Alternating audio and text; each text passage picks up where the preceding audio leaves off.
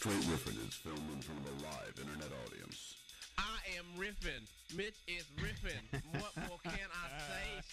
Straight riffing. Do you know how fucking desperate I am for some comfort in my life? I need that pillow. This show is intended for mature audiences only. I've seen a lot of dicks. I don't know how much more disgusting this experience could get. Are you really not having a good time? I'm having a fantastic time. I just can't believe how disgusting you are. I kept yelling, I'm not gonna whip my dick out. We talked about that. I'm not gonna do that. Featuring your host, Mitch Marzoni. I don't walk around going like, hey, I'm really weird. Look at me, I'm weird. As far as I'm concerned, I'm perfectly normal. It's a litmus test for freaky. And Teddy Tutson. I'm a hate mercenary. Yeah. All right. Hate mercenary. Hater for hire. Hater for hire. I should put on this guy. There are two victimless crimes, all right? One, jerking off when your window's open. Two, necrophilia. I am confessing to a large-scale crime. Okay, all right. now. Legs akimbo, engaged in sexual discourse. Come on, man. What kind of guest are you? It's archived for posterity. Great internet. So It'll it'll come back to haunt you every day. It's time to riff. Oh, that is right, bitches and motherfuckers. It is January 14th, 2013, episode 94 of Straight Riffin'. I'm your host, Reverend Mitch, and with me, as always, is the difficult brown, the hater for hire, Mr. Teddy TMI Tutson. How the fuck are you, sir? I'm doing all right, Mitch. I'm struggling in a different world right now. Trying to give a high five to my girl Zora Neale Hurston. You know how it is. Head held high. We gon' persevere, baby. Okay, I have no idea what that's all about, but all right then. And our guest this evening, Mr. Ben Gonzalez. How the fuck are you, sir? I was great, and now I'm greater. All right. That was All right, amazing. Good. That's how we like to make you feel it's warm. Always warm and nice to comfortable. see the guest be caught off guard by the grand introduction. Yeah, seriously. That's never happened to me before. Which I feel like it speaks to the fault of society at large to give people more occurrences where you can be introduced in a grand fashion. Yeah. Like we need that, man. Right. We need that. If you were a manager, like why wouldn't you just bring in your employees for a board meeting with that kind of echo? Yeah, effect? that'd be great. That's son. true. Running the sales department, Marcy Stern. Accounts receivable. Merv. Yeah, no, I got you. You should have a graduation at least once a day. Is what you're saying. Oh, that's true. There is in graduation they do that. That's pretty much it. But dude. actually, the graduation one is more like. Let's see. I'll see if I can. I'm gonna see if I can duplicate the graduation one here. It's got such an echo to it. It's like Teddy Tutson, Ben Gonzalez, Mitch Marzoni. What kind of soulless auditorium did y'all graduate in, bro? My people had warmth. Really? Yeah, son. All right. Well, People had warmth. I didn't. I fucking all white high school. You know, lame white. just graduated like- from a gospel Things college. happen. Well, it was a large Houston public school. Oh, did you say college? No, it's Oh, about. high okay. school? High High school. I was school. talking about high school. We're talking about high school. Yeah, I didn't. It was get any of gospel that. high though. It was gospel high, bro. Gospel high was real big. And now, Teddy Tutson, yeah. That was big, bro. That was real big. I hope they did that. I was in all AP gospel courses. Is that a movie yet? Because we Gospel rock High? and roll high. I really don't know how Maybe gospel. gospel high has to I happen. really feel Don't say like it too loud. The Wayans brothers are always Yeah, looking for an extra listen, dollar. We need to keep that one real low, but Riffin Production will bring you gospel high before the world ends. That needs to happen, bro. Need you to come by to the principal's office. Get a All right, cameo there you from go. Kirk Franklin, and then we're go, baby. That's all you need in the life. So how are things? What's going down? How's life? Things are great, and I'm happy to be here, man. Because the last time I was on a Ustream show, I think I was like the worst guest in the history of the internet. Oh, You know what I'm saying? what did you do? It was like over a year ago. I Do you was ever on, tend to, like, I was shit on Juice tables TV. or something? I don't know if Juice you guys TV. seen Juice TV. I've heard that name. They always have like Latino comics, Yeah, on, yeah. right? And this dude Walter Reyes brought me on. Walter Reyes is totally cool, man. Fucking funny as fuck. But anyway, it's supposed to be like a Byron Allen kind of thing, you know, Yeah. like softball. Oh. You just get your questions setup, to you get lead your- into yeah. your set. You know what I Yeah, mean? I But couldn't do and you that. write your own questions even. Right. Tell the Oh, dude, and my like God. I couldn't. My jokes are too fucking weird. I couldn't think any You didn't even know how to question set you your own ask to self lay up. into my shit is gonna seem like super fabricated. Yeah, you know what I'm yeah, saying? Yeah, you know what I mean? Like, I couldn't even comprehend it, so I wound up writing like legit questions, So when I'm Right. giving the answers, it was like, all right, I'm not being fucking funny at all. Like, why did you get into this business? Well, I actually wanted to touch people. And, Yeah. Seriously, dude, it was awful. That Byron Allen kind of that setup sort of thing. Every time I Comics watch Unleashed. Comics is, Unleashed, for anyone who's not familiar with Comics Unleashed, essentially the format just go on is, YouTube. Is Byron Allen is sitting. He's got sort of a faux round table. Everyone's in like armchairs. He's got 4 comedians, and he just goes around from comic to comic, just prompting them with setups that they've given him to go into various bits. So And Teddy, you like riding the bus, don't you? Now, you know, Byron, I was on the bus last week, and all of a sudden these poor people got on, and I was like, oh, shit, we broke. You know, and then everyone goes crazy. That's how I it got you. happens. Yeah. I got you. You know how it goes. Of course. Can't do that bit in India now, man. The bus in India. Well, You know what that's I a mean? very Don't get different on thing. it, women. Don't get on that bus. That's a very different. They just had another incident that just happened. Yes, Louis, dude. don't people sometimes tell you to suck weird things? Yes. One time it was a bag of dicks. Yeah. You know that. No, it's seriously. Go on YouTube and type in Comics Unleashed. It's sad. I mean, it's really. And the thing is, like, a number of our friends use that in their intro when they get brought up on stage. He was also on Comics Unleashed, and I've made a pact with myself that I will never again watch one of my friends on Comics Unleashed. I will never watch those clips because it's hard for me to look at them as human anymore. It's really weird for me to think about. I literally don't think I could do it. I think What's weird about me for Comics Unleashed is that it's so. Like I mean, it is the definition of the old school comic format of set up punchline, Yeah. but you're literally being set up, and it's just. I feel like kind of the same way that you're talking about, where like it's weird to think about the jokes that I have and how I would like As an actual conversation. right. Like if I like, and the thing that's weird is that I've always written my jokes very conversationally, but it doesn't mean that that's because like someone's like, well, now tell me what you think about racists, and I'm like, well, you know something. Like it's just a weird. It's a weird way. The entire way to engage with comedy is really weird. I feel like, and it just. Well, I mean, a lot of my bits come out of conversations I've had with people where I went off on my own like tangent in my head where I'm like, based on this thing that we were talking about, I had this other thing.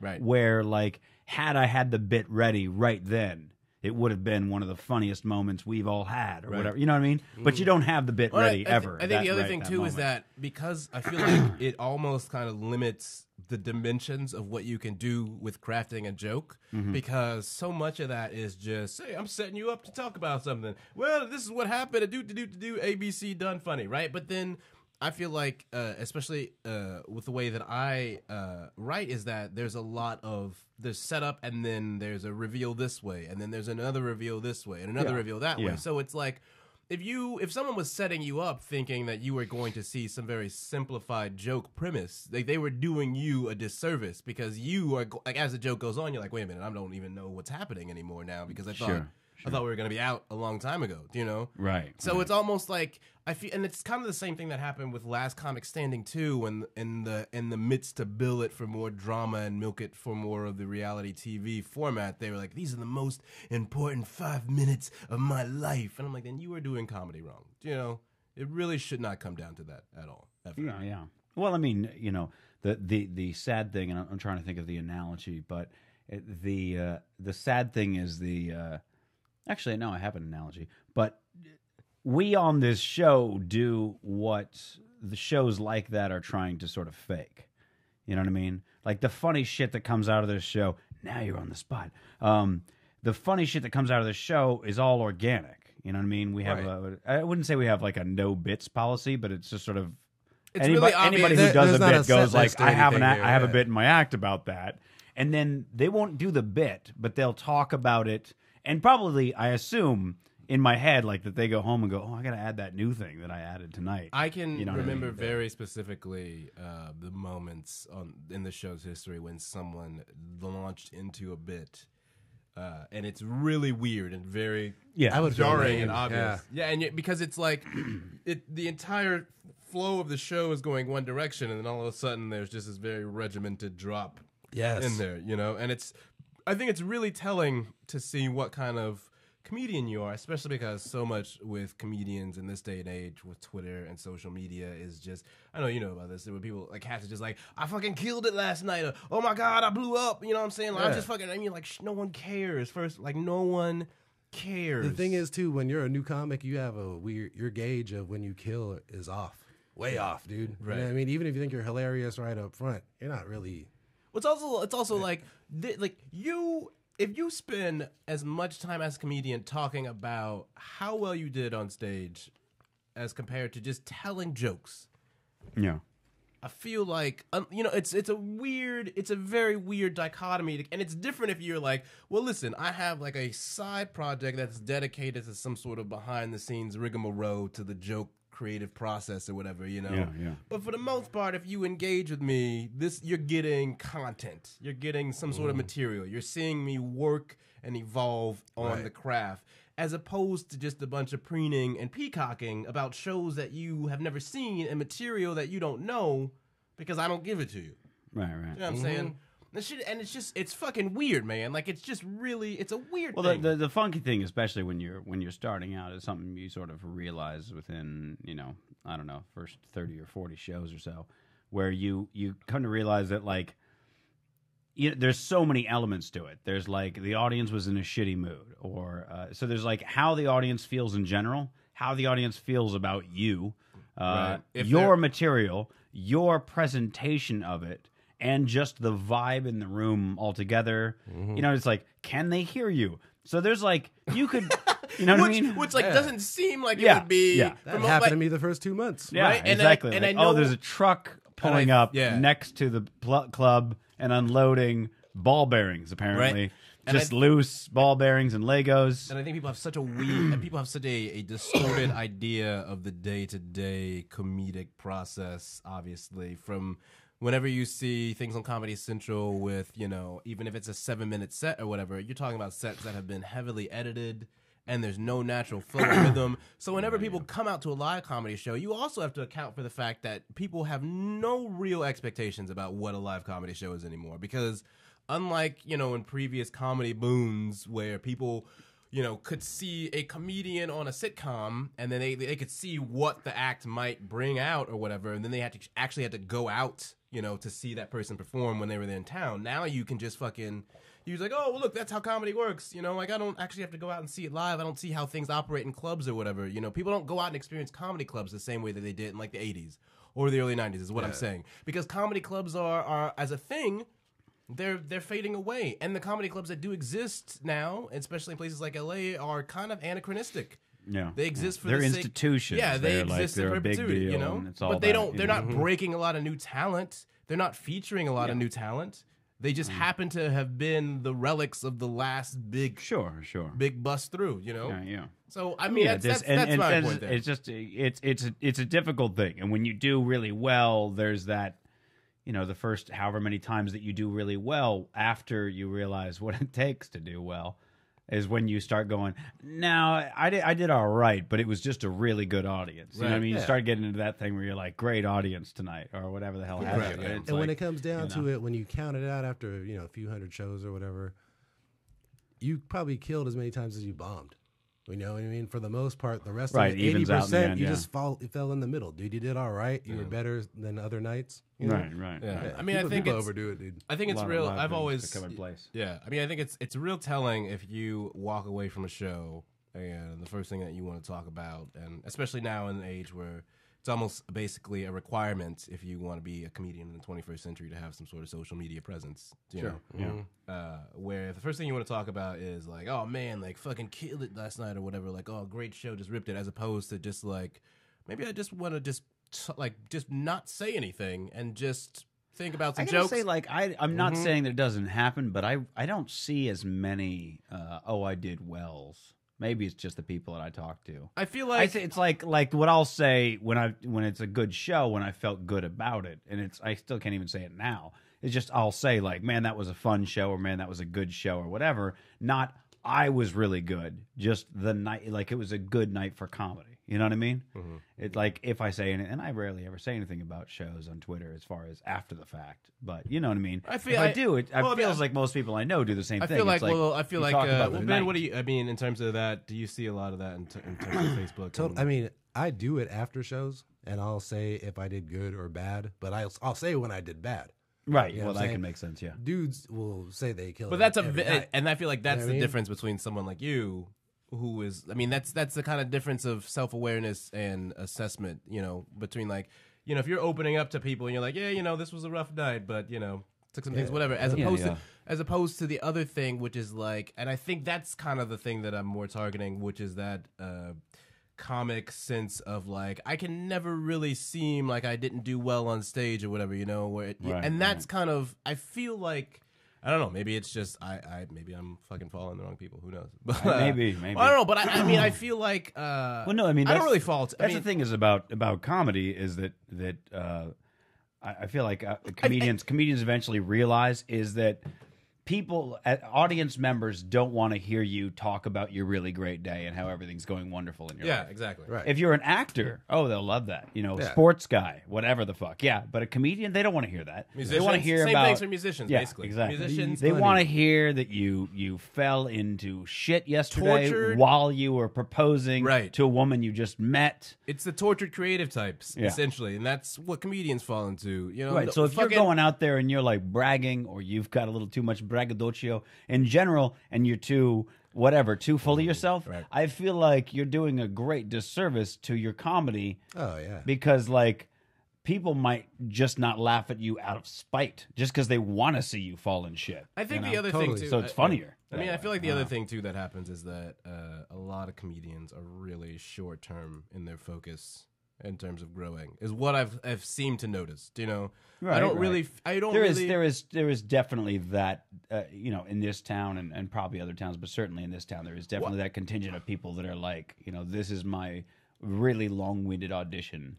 Right, and that's and I for feel like TV that or is movie. really problematic because it's almost the total ideological opposite of what stand-up really is about as a craft. Right. Because it's not supposed to be about, I'm showcasing myself to you guys so that you can come and pluck me up and throw me into the machine and I can just make gobs of money and lose my soul. Yeah. You know? Yeah. It was this bastion of, I am my own creative arbiter. I am my own editor. You know, I'm my own art director. I'm my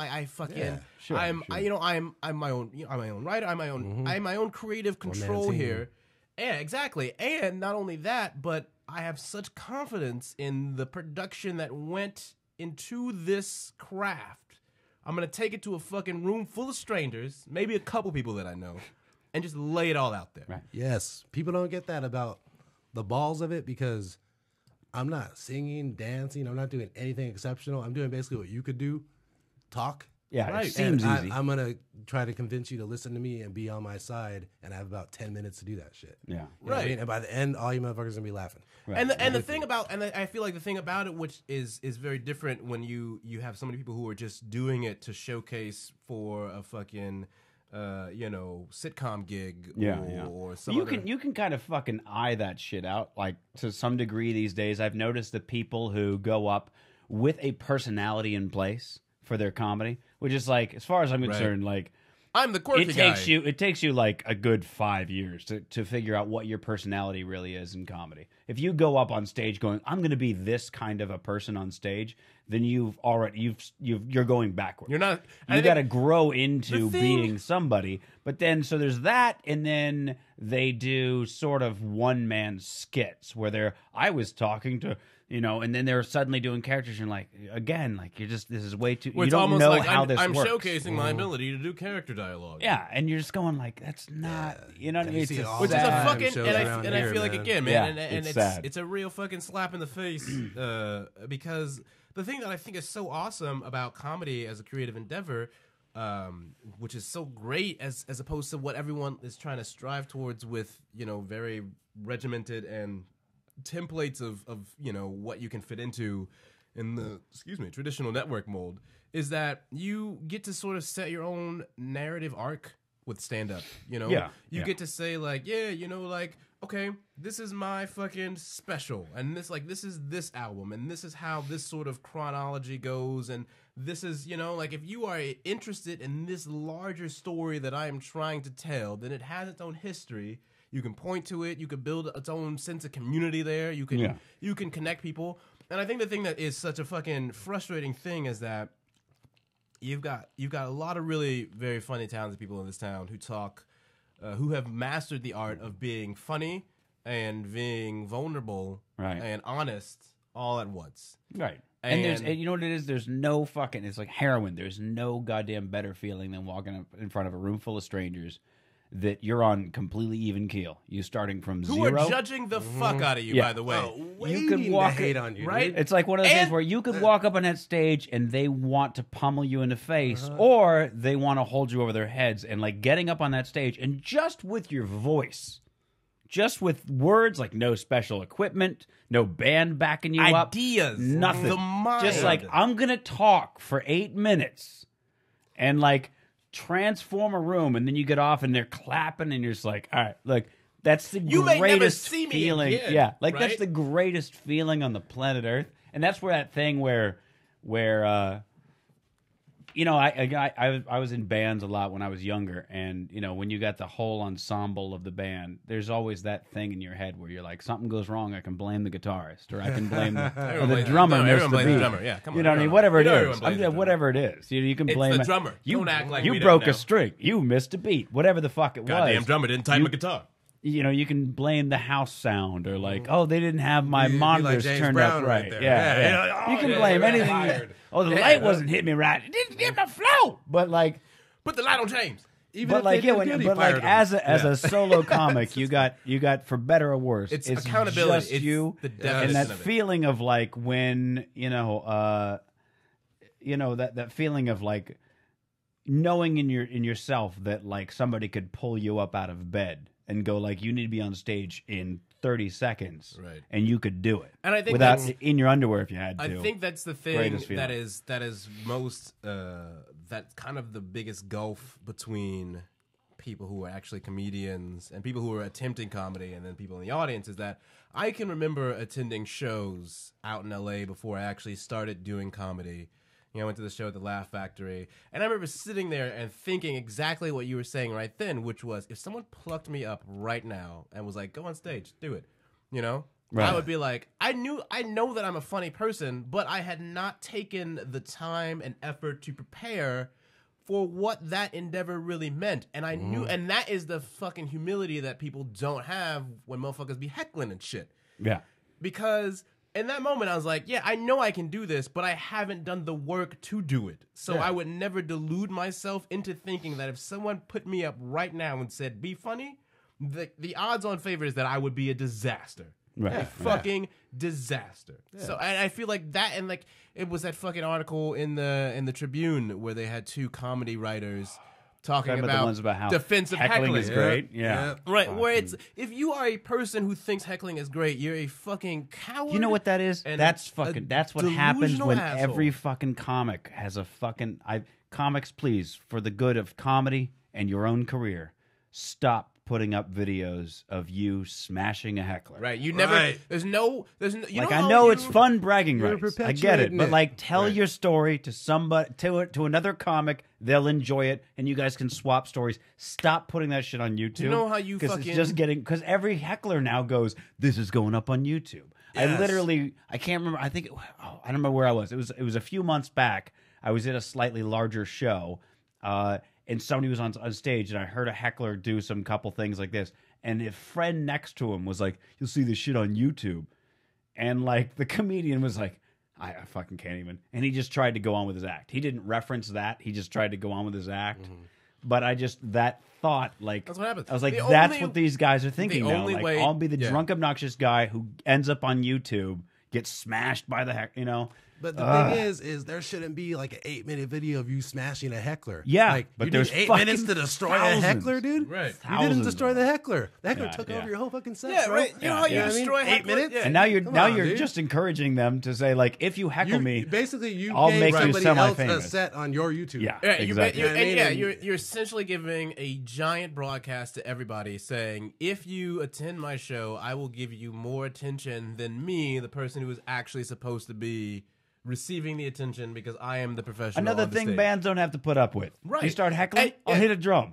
And I think that's so You fucking can't do weird. that. I think that's the weirdest thing with the comedy community and how it has responded to hecklers over time is that there was no fucking time in, I don't think, music history when bands were like, hey, someone ran up on stage, let's let them jam out with us or whatever. Right, Do you know what I mean? right. Yeah. That shit is exceptional in a fucking band's history, and they usually They'll invite bring you. a famous motherfucker Right, on and they'll be stage or like, "Hey, something, I yeah. know that you have actual musical talent. Yes. You can come play with us. It's not a fucking bum rush, okay? Right. They don't just pick out somebody and throw a fucking guitar at them. Yeah. and Where's plug 'em our in. bouncers? Because, like, you see videos of people getting up on stage at rock shows. right. There's like Keith Richards smashing the dude over the head with his guitar, like it's a baseball bat. That you would know be what a I mean? good video, dude, destroying I've the seen heckler. it. There You is haven't that, seen there is that? that video of the guy who Yeah. smashes the Dude with guitar the- over Fucking- the... No, I'm saying Oh. of a comic just wrecking Oh, someone with right. a mic stand. There's I did see That's one. the- Yeah, there's with There's an a guy acoustic who's guitar. like playing a guitar and some Yeah, dude yeah. heckles him and he just like fucking breaks the guitar over that guy's head, Jeff Jarrett Yeah, style. Damn. Yeah, That it shit was pretty brutal. hardcore. And I was like, yeah, bro, way to handle it, son. Yeah.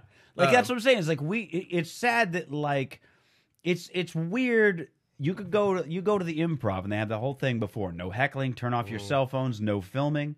But I don't know, 2 or 3 times in the last 3 months, I've seen big acts like Russell Peters, Doug Stanhope, things like this, Bill Burr, where they literally in the middle of their set caught a guy with a camera, Right. and said, "Stop filming me, turn that shit off."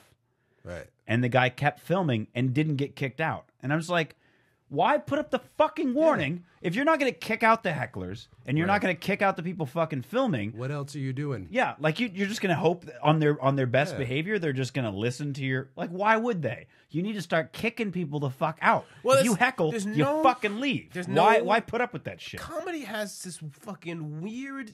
It's got this fucking fundamental disrespect in how people view the craft because they don't know what it's about fundamentally. First of all, because people fucking think that stand-up comedy is really about I'm a happy-go-lucky guy who tells some jokes and I got a smile on my face. Right. And maybe that shit was applicable 70 fucking years ago, maybe. Okay, but it's a different world now, so that's not what stand-up comedy is.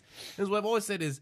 Normal, well-adjusted people do not become stand-up comedians because if they were, all right, they wouldn't have no need to go on stage and open up about these things because the normal, well-adjusted people are in the audience fucking paying money to see the other people who are not well-adjusted and not normal open up about all the things that they relate to. You hear that, kids? They can feel better about themselves. So it's not, like, fundamentally, comedy is this weird, like... And the other thing is there is that level of professionalism that you still keep up, where even if somebody's heckling you, that in any other fucking job you'd be well within your right to smash their face in. During comedy, there is this professionalism where it's like, no, you can't just throw a chair at the guy. Right. You have to make a joke out of him ruining your night and ruining everyone else's, like, right? Just, like, you are literally and one of shut the... him up and not fuck up your show. Like, the pressure that comes on you when a heckler happens is... And that's the thing about that fucking article that was so infuriating, where it's like, you're basically defending Thankfully, something... everyone tore that new asshole, so that's a good... And shout out to my man news. Bronson Jones, who got his response published by the Tribune after the back and forth with the editor. Bronson did some real good work, and I'll put it on the page for this episode, his write-up, because what he said was a really, really well-stated explanation. So thank you, Bronson, for responding to the actual writers of that piece. But the thing about that defense, which was so infuriating, is that none of the actual fucking comedians that these critics, people who supposedly enjoy the craft of comedy pointed to, enjoyed heckling. Not a single comedian is going to be like, I like a heckler. You basically are saying this person is a unanimous asshole. Yeah. They have decided to ruin everyone's good time, including their own, in a desperate bid for attention. That shit speaks to the journalism of the article, though, because that's basically like, doing an article about the cure for AIDS, but every doctor you interviewed said, there's no cure for AIDS yet, fool. And you're like, they are You know what on I the mean? verge. Yep, there we go. There you have it. Yeah, like, You're like, doctors are total optimistic. horseshit. Now I will say there is one of the most entertaining things from a live perspective, not very good recorded, but from a live perspective, is good crowd work. Yes. Which is an entirely if a comedian Completely talks different. to Which- you, yeah. you can talk like me. I don't know. Those Maybe who it's don't just really the get comedian in heckled, me. too. Is it like if a comedian talks to me, I'm like real quiet. Like I don't even want to, Right. Because I'm like Never- I don't I want to never- say more than you know what I mean. I don't want to sound like never I'm even engage. heckling. But yeah, I'm the same way. Did that happen to But, either like- of you before you were a comic? I didn't. comedians talk to you? The first time I went to a comedy club was like a month before I started doing Oh, no comedy. shit. So it's Okay, like yeah. I've basically been in but Jeff Garcia clowned me once at the Ice House. Oh, yeah? Yeah, maybe like 4 years before I started doing comedy. Yeah, dude. I wouldn't really mind it. It's just one of those things where when they talk, I'm like, how much is too much to where now I'm kind of fucking with their Right. I don't know. Right. I'm Well, not you know, very, the- I'm just not very good at being the guy for crowd work. Like Yeah. if you're going to talk to me, I'm probably not going to give you anything. I mean, I think the other because I don't thing- want to give up any good jokes. You guys do it a lot on stage, though? I don't do really any crowd work I've at done all. almost I do. none. I'm not very- interested in it, I don't. dude. Yeah, Yeah. you know what it is though, because and I think this is why I think it's a really skewed perspective of what comedy is, because fundamentally, stand-up comedy is a one-way medium. Okay, so if I do crowd work, I'm the fucking anomaly. All right, Yeah. but. You know, and I think that's what people come to expect, that like they're supposed to be a part of the show, and you're not. Nah, fuck okay, that. Right. you are not a part of the show. I worked You're- on all this shit. Right. You know what I mean? You're the audience. You Yeah. are there to enjoy the show, but not a single fucking one of you would ever expect to get up and dance in the middle of Swan Lake. So sit the fuck down and laugh, okay? This ain't about you. And it's not about, it literally is not about you. And when you bought a ticket, you confirm that fact. Yeah, the tricky thing is when you put up when you go to a club and they put up a crowd work comic, like the third comic, you're like, fuck. Now you just open the heckler fucking floodgates.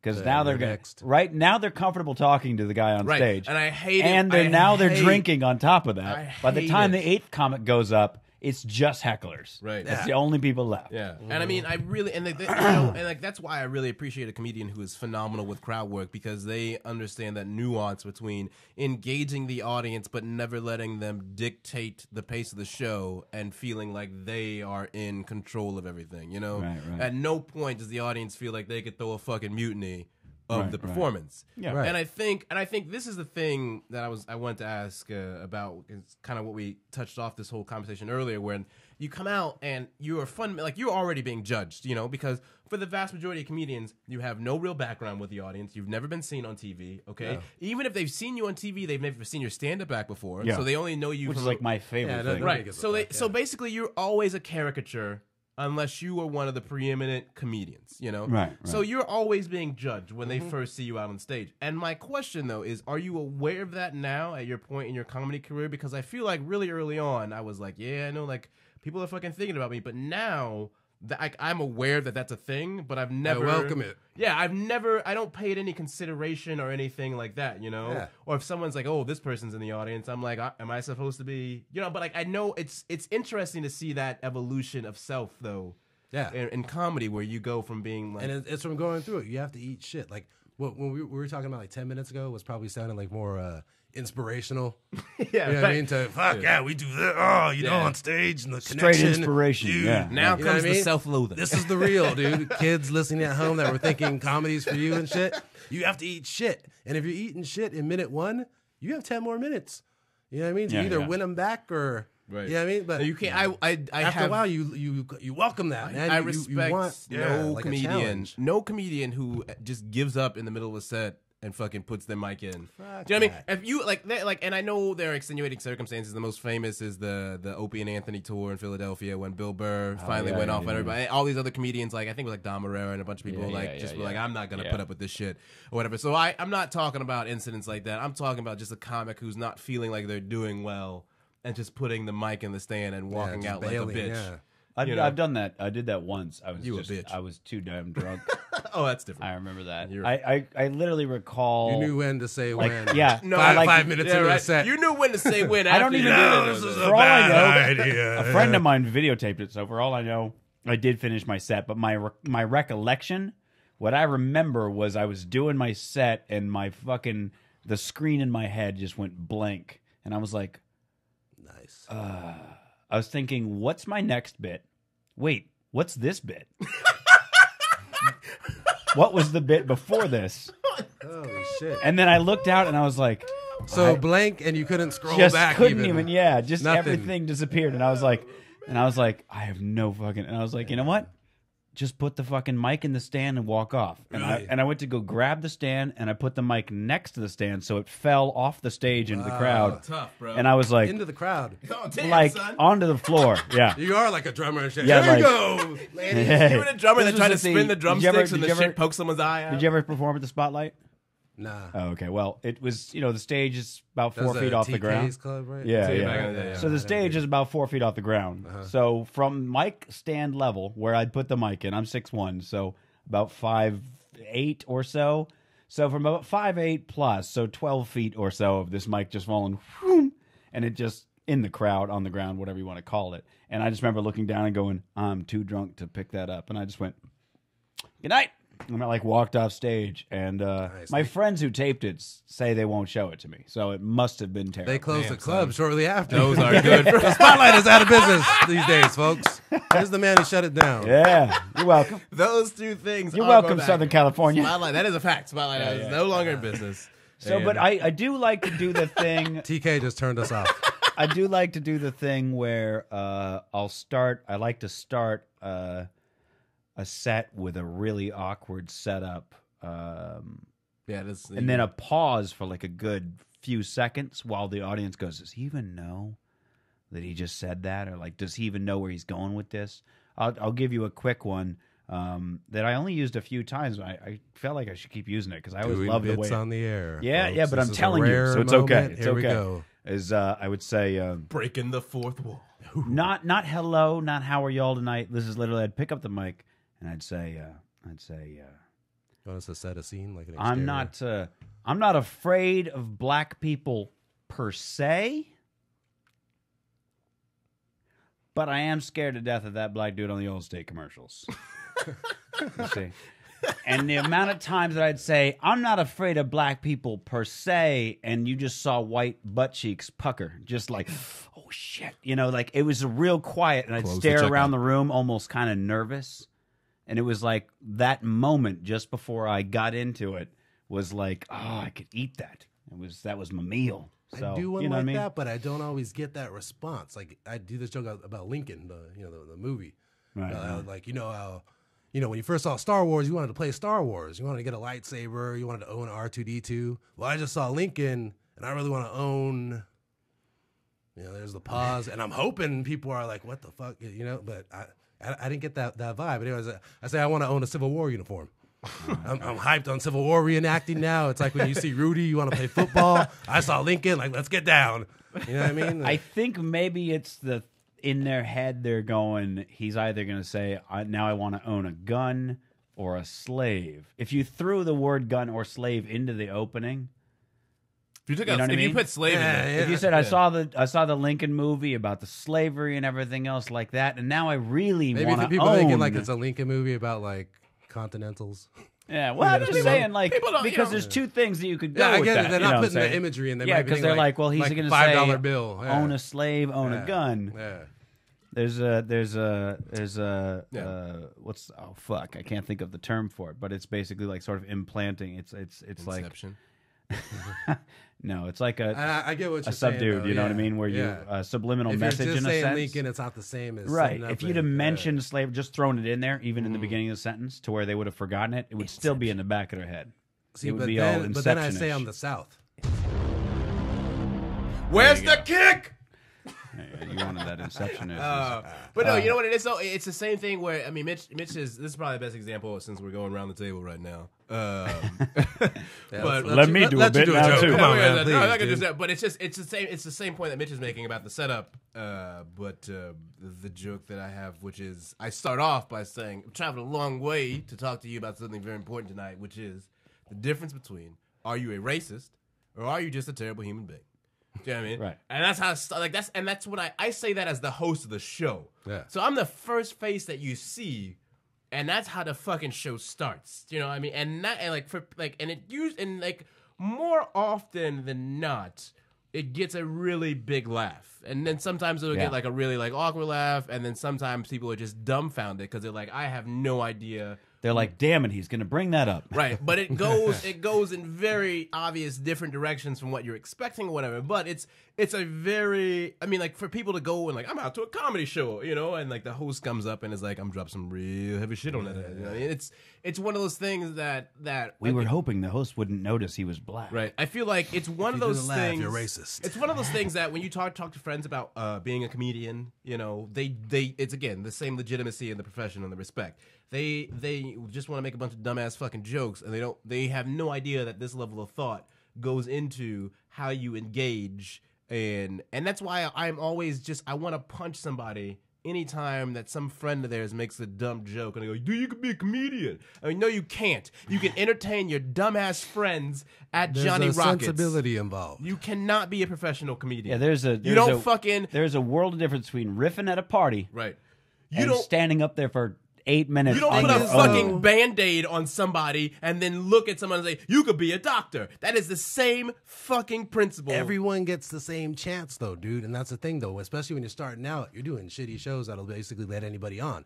You know what I mean? And so you're doing shit with comedians where it's like, oh, fuck, dude. Like, you're up there, man. Which is really? why, with and I guess this shit? that is why comedians, like, I think that's the other thing, though, where it's like, because if you were an actual comedian and you've been doing it, like, no wonder you're going to be so fucking just angry with people. Do you know what I mean? Like, you literally, it's hard, man. right? And then people think that it's such a fucking breeze, and they're like, well, how come you're not making a joke right now? It's like, because I don't like you. I heard because you don't respect what I do with my life. The most infuriating thing I heard recently is not the I'd like to try comedy. I don't mind that. That makes perfect sense. Or like, I think I'd probably, you know, I feel like I might do whatever the hell. But somebody actually said, I'd be a pretty good comedian if I ever did it. And I was just like, all right. You know, like how much I would fucking pay to watch you get up at the improv for 7 minutes. 4 I'll people. book you tomorrow. What else would you say that about ever and shit? Right? You know what I mean? Yeah, like that's like I'd be a pretty good baseball player if they ever gave me a shot at the fucking plate, and then, man. And then if someone, I practice ice skating for a month, I'd be in the NHL. and you know what and happened shit. though? What the You fuck? would ask that. You would go, hey, you did you play baseball in high school? No. I didn't. You played in college though? No, I didn't. no, You played never. You played some minor leagues though? No. Have you ever played organized baseball? No, but listen, No, I my friend threw a popcorn kernel at me the other day, and I whacked it with my hand, and that shit flew like 10 feet. So Yeah, really, man, by the coordination. transitive My property, hand-eye I coordination. could have I fucking spit my gum out and slap it like Mr. Perfect. yeah. There you go. So surely, so glad he if did you it. replace my hand with a bat and the gum with a ball, fucking grand slam, motherfucker. That was the only way to out spit of out the park, gum, though, motherfucker. dude. I actually, to this day, I still do that when I Yes, spit my gum. yes. I always do it. Mr. Perfect from fucking, that's a wrestling, baby. Pro Wrestling Federation. Mr. Perfect was the best. Kurt Hennig. Kurt Hennig. Rest in peace, Yeah. Kurt Hennig. That's right. He's I dead. don't know. Sorry, I was not. Like many not of the aware. greats of the professional wrestling world, Not rest aware in of peace that. to Kurt Hennig. Mr. Perfect was one of my favorite wrestling characters. He That's literally 2 was weeks the in name. a row you brought The this most dude up. I obnoxious didn't bring him fucking up. guy, dude. I didn't All bring right, him. well, then he got Yeah, brought okay. up. All right, Listen, all right. he would throw football passes downfield to himself. It was amazing, and his theme music was the most pompous, irritating, annoying. remember it now. It was like this royal horn filled thing, and it literally when you heard it, and it was this fucking blonde haired, blue eyed, just chiseled white guy just coming out and just being like, "I am Mr. Perfect." You literally wanted to throw garbage at him. Remember his move was the perfect plex. Yeah. Even his move, he had to sound like a dick, you know what I mean? Yeah. He was, man. That's why you don't know shit about America if you don't know shit about professional wrestling. Yeah. At least 80s wrestling and shit. If you don't know, I know about 80s wrestling. you got I go know. may have remembered. 80s to Dude. mid 90s. A lot of that. Yeah. A lot of that's not okay. Well, Listen, mid 90s. if you don't know what the Attitude Era is, you don't know what America's about. Okay, you don't know nothing. You Second don't know that. shit. or you're older. No, Ben, holler at him. Tell him, Ben. If you're older, you know older wrestling. Boom. Yeah, I know older wrestling. Well, there you But go, man. You're still in. Yeah. Don't worry. Don't you dude. dare Don't throw this worry, man. motherfucker a Thank you, lifeline. thank you. Don't you throw him a lifeline. Listen, Going I know back to what about- we were I told you saying. before, like when I grew up, it was Hulk Hogan and Andre There the you Giant, go. Ultimate Warrior. You know what Dude. I mean? You should know. I Undertaker. watched them live. and I shit, may man. remember Mr. Perfect, but You he should was, know. he was That's who- probably that's like who an we're talking also about. round. He probably Yeah. was an old. If I saw a photo, I'd be like, oh, that guy. Yokozuna. He had belts. He was Mr. Perfect was the Intercontinental champion right? for a long Yeah, time, Yeah, yeah. yeah. Now I gotta look it up. Wasn't he with Bobby the Brain? It was the Bobby the Brain Heenan. Right, right. You know what? That was one of my favorite things about wrestling. Heenan family. Was the idea of a fucking Managers? manager Yes. who like For you were a like, fake thing, right? yeah. Like, but like no, it was so like as a concept though. If you think about it on a larger Oh scale, yeah, I remember that guy. Social okay, media. I There you remember go. that. Yeah, of course you yeah, do. with the fucking turquoise Yep, tank yep, tops. yep. And he always wore yeah, the suit and yeah, count money yeah. and shit and Count- stare at the ceiling. Yeah, he was the Oh, best. yeah. And whenever he Yeah. did promos, he was so smug. It was great. But if you think about wrestling and just as a, like on the manager as a larger thing, where you're like, listen, I've got this fucking man beast, just Hulk of a destroyer that you love, but we all know that he can't talk worth a shit. Yes. Okay? He can't express a thought in any kind of charismatic way to make you I give a literally- damn. I literally thought you were going to say he can't expressify. I was like, man, that's a great word. We're gonna put it. He can't Expressify. We're gonna put it. I'm gonna buy that This domain man name. can't expressify. Expressify.com. Go on the board. This man can't. I'm Start using up. that. That's going to my You ex need to. somewhere. I'm gonna say like, listen, I'm trying to expressify myself. And you know who it is? The That's a good South. phrase. The South is as terrible as it is overall. It gets a lot of credit for pioneering the role of managers because you had Bobby the Brain Heenan, you had Jimmy the Mouth of the Oh, the South Mouth of the Heart. South, yeah. Okay, and those motherfuckers. Slick might have been from the South. Mm-hmm. Oh, I know he had a crow on a Kango. Mm-hmm. You know, it's fucking great. You had Mr. All right, Fuji. let's move on from all this comedy business for a minute here. You're We're talking about wrestling. yeah. Well, let's move on from that as well. I'm just trying to avoid all the sports conversations. I noticed that both of you have. We didn't even get into sports- football yet, man. it's I know, sports but you team the lost. both of you have Twitters that just blow up with sports shit. And I was It's like, oh about god, sports entertainment. I'm Here just is saying. America. You got a problem? It's America, all right? Listen, you ain't gonna stop me from expressifying about Don't professional stop me wrestling. okay? now. What you got there? What was I gonna say? You want to talk about that? We were gonna Glad talk. we We were gonna stopped what talk we about were you, Mr. Gonzalez. Let's do this You're a daddy-o. for show. I'm about to be one for the second time. Ah, Mazel August. tov. Thank Hey, you, thank you. Such- Hey, Hey, drinks all around. All right. Cheers. How long you been a daddy-o? 20 months coming up on. Oh, you're still counting actually, the months. the same What, is time it, I- when same they time get I've to been like doing 2, comedy. then you do years or what? I guess. Is that how that works? I never know. Ben is What, like, 1 year's old is a range. I can imagine dude. like Ben Yeah, it's looking a at his range. kid, being like, "Listen, are you years now? Or are you months? Let me know. Whenever you can talk, I'm gonna know that you're years." He'll answer me now, though. Oh yeah. Yeah, he'll Well, say then I think you years can or do months. it. Oh, okay. Yeah. Okay. All right. Yeah, Okay, all he's- right. I don't know. He's a trip, man. I'm 187 months. Just want to. You know what though? If you're a cool number of months like that, you can say it. I'm You know what I'm saying? 187, 187 on these motherfucking months. Yeah, dude. I don't know why I went with that number, That's but so all right, great, all right, though. it's good. Go ahead. 187 on these motherfucking butts is going No, I'd be closer to like 300 or so, right? No, you're 400 187. in the 400s. You're 187 on these motherfucking months, son. 34 times 12. Anybody have a is- calculator? I don't know. I'm Riffopolis, calculate your months right 408 months. Play the math sound. Sorry, it was too quick. It was 408 months. Yeah, I'm in my 408th month. 43? Well, no, I'm. now. That's only on paper. Well, I know 34 39? times. So I'm actually no. I'm probably in the 412 same months. age. 412 months. Yeah, I'm 34 too, man. All right, 34 as of late October. So I'm coming up on my 412th month. I kind of want to like. I want to go to like now. I suddenly want to go to like a young person. And go. Let me tell you how months work. I know a lot about it. you need to do that, bro. Until you been got around. a couple hundred months under your belt, don't talk to me. Wait, let me ask you something. Listen. How many months you got? 64. And I'm supposed to listen to you? Go ahead and take your no-having month ass out I'm of here. up into 400s on the months. I think I'm. At this I'm in point, the syndication of life. I mean, really, at this point. yeah, You know what I'm saying? well into syndication. Well into syndication. 4 times over is a box set of months.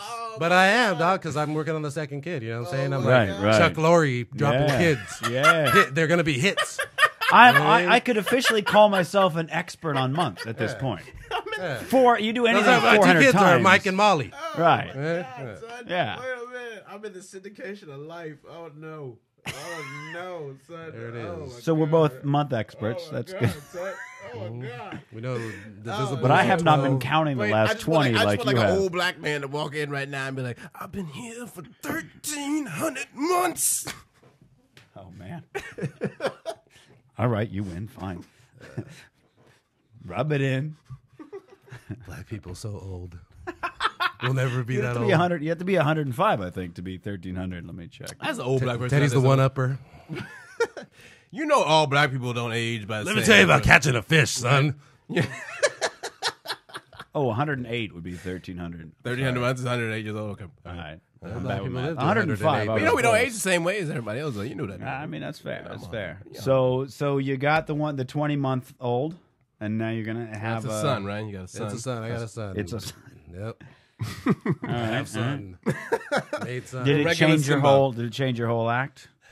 It actually started my act because that's when I started doing comedy. Oh, okay. I got Guess I time should've off paid of work. attention I when work you for said the that. county. I got a couple months off to bond with the baby. Really? Yeah, so I hit the Got clubs. some paternity leave.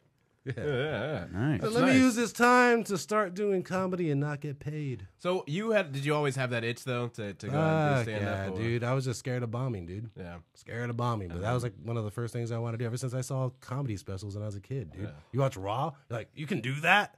And you can just wear a fucking purple leather suit. Everyone just- has. It was Raw your just- special that you because I feel like every comedian has one special where they literally say that to Yeah, themselves, 'cause- where they go, "You can do that." Like I know Because like, I already knew Eddie Murphy as an actor, and I've seen SNL stuff.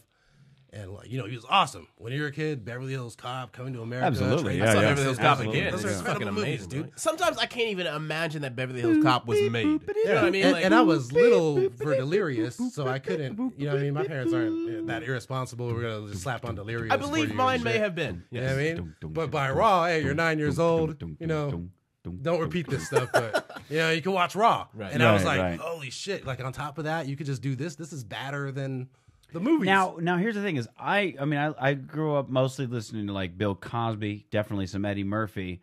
For some reason, I don't. I must have been an adult before I thought of like that as a profession. I don't know why I didn't. It didn't even occur to me that was like a thing you could do for money. Too busy being a hoodlum. You know what I mean? I don't know. I don't know what it was. I mean, obviously he got paid for it and everything else. Yeah. But for whatever reason in my head, that was not. I don't know. Did that click for you at that age where you're like, that's what he does for a living? Like he doesn't do anything else? He gets up and he tells dick jokes? Not particularly with Eddie Murphy, but, later on you realize that it's, especially in L.A., you see it's a viable career for people. Did you grow up in L.A.? Yeah. I'm Oh, from okay. LA. We'll see that. I came from Phoenix, which is Yeah. like, you I get mean, but there's comedy clubs. you It's adjust. just, you're Well, you're not gonna really. leave Phoenix. There Oh, is not now. when you were growing up. Yeah, at the time there was Right. I remember when I was in like a freshman in high school, there was one comedy club that used to run these really weird commercials for stand-up comedy, and they would show just the setups for all these different jokes from like 3 or 4 comics that I don't know that they were famous. I mean, I would love to find that You're supposed commercial to now. want to come in to see the punchline. Yeah, but I remember one guy saying, I'm killing I myself. think I'm going to go because I want to know if I figured it out. Yeah. I when you remember hear that that- joke in the middle of the set, you just walk up. You're like, "Thank you, God." They were like Mad Lib jokes and shit. Just come by the club and finish these jokes for us. I remember that there was one that was like where the guy had started out and he was like, it was like, come on down and have fun at the Yuck Smack Yakety Yucks. It doesn't exist. today. Yuck Smack And, Yakety Yaks, baby. Yeah, you know how it is. I would invest And in that. it was a guy up there and he was talking. I want to say it was like the stealth bomber about how fast it goes. And he goes, now if you took a bean burrito from Taco Bell, and just people were losing their shit, and then they cut to like the next comic, and I was always like, where does that joke go? Like to this day, I'm like, brilliant. where That does is brilliant that joke go? advertising. And That the is brilliant. fire was lit. Yeah, right. Yeah, where I does have- that joke go? have got So to there capture was that magic. there was definitely one comedy club in Phoenix, but Phoenix has a way of just It's an interesting city. making man. you drop your dreams, like just kind of going like, nah. Every building is the same color Yeah, throughout Phoenix, and because a bunch of my family lives in Mesa, dude. The official, like the unofficial slogan of Phoenix is like, you can do that, but not here. You know what I mean? Like, whatever fun thing you want to do, like you can go to a city and do that, but you can't do that here. You know what I mean? Whatever it is. There's literally the amount of times over, like every fucking fun institution or club that I had the whole time I lived there, and I left when I was 20. So, you know, I had 2 adult years in that town, but I was going out to clubs when I was like 15. Every single one of those clubs does not exist anymore. Every single last fucking one of them. And since then, every club that I've heard about, when I go out there and friends are like, oh, you got to go to this club, about every 2 years, that's gone. Yeah, it's like a they don't like fun. One of the they're trying to be like a big Orange County kind of. I guess, but let's have just no Well, shit have that has a- been here's in a- existence for more than 5 years. I'll give you a Let's perfect, just make And it when look. something hits the 5 year mark, tear that shit down. I'll give build you a new perfect one. example. There is yearly, and this sounds really sad to anybody who's never lived in Phoenix, but there is yearly. I bet it sounds We sad to have, you know, the Arizona State Fair happens in like kind of a ghetto-ish area of Phoenix, and it's by this place called the Veterans Memorial Coliseum, Big Coliseum. Right. And what's interesting is any bands that would normally play the Coliseum, if they play there around the time of the state fair, you get in free with your state fair ticket. So I saw Nirvana and Nine Inch Nails at the state fair, but not at the state. You know what I'm saying? Anyway, That's awesome. it For was free? such a well, it's with the ticket, you know. Extra But sad. still, Like, like you didn't Essentially, have yeah, to pay essentially. extra $50 Exactly, bucks. exactly.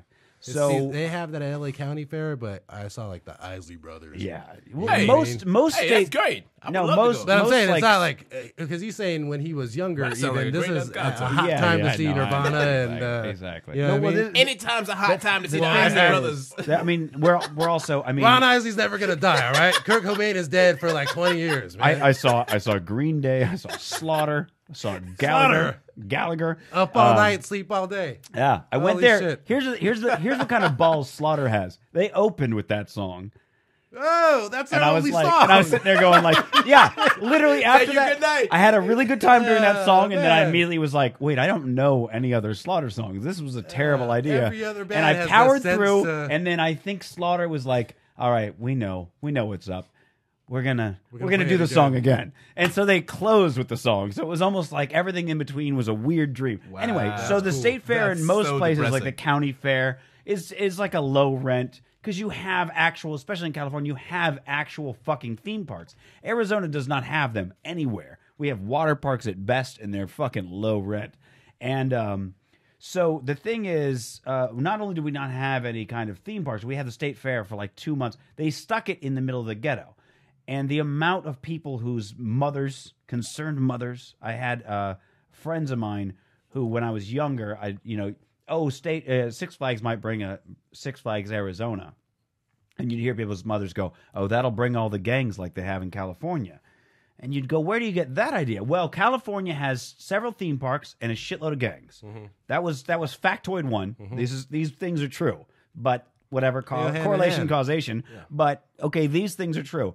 Second part is true. They stuck the state fair in the middle of the ghetto.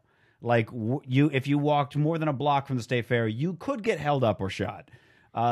So that was their other thing, where it was like, see, even when we had the state fair, there's gangs, and you're like, yes, because they stuck it in the middle of a gang territory. Even without that, See what though, I'm saying? whatever you have, if there are gangs are gonna maybe Right, go it's to 'cause some y'all get shit. a motherfucker They a want to chance go to to the get a job, movies, bro. You know what I'm Right. saying? Go to But City you have Walk. to You're not gonna understand, see some Phoenix cholos is at City Walk, dude? Phoenix is It happens. extremely xenophobic. If you've been reading the But news, it's funny though SB because 1070, a lot of the Mexican people there are very whitish, like more white than people I know. Have here. been there forever. well, though. yeah, you don't speak Spanish in Phoenix. No.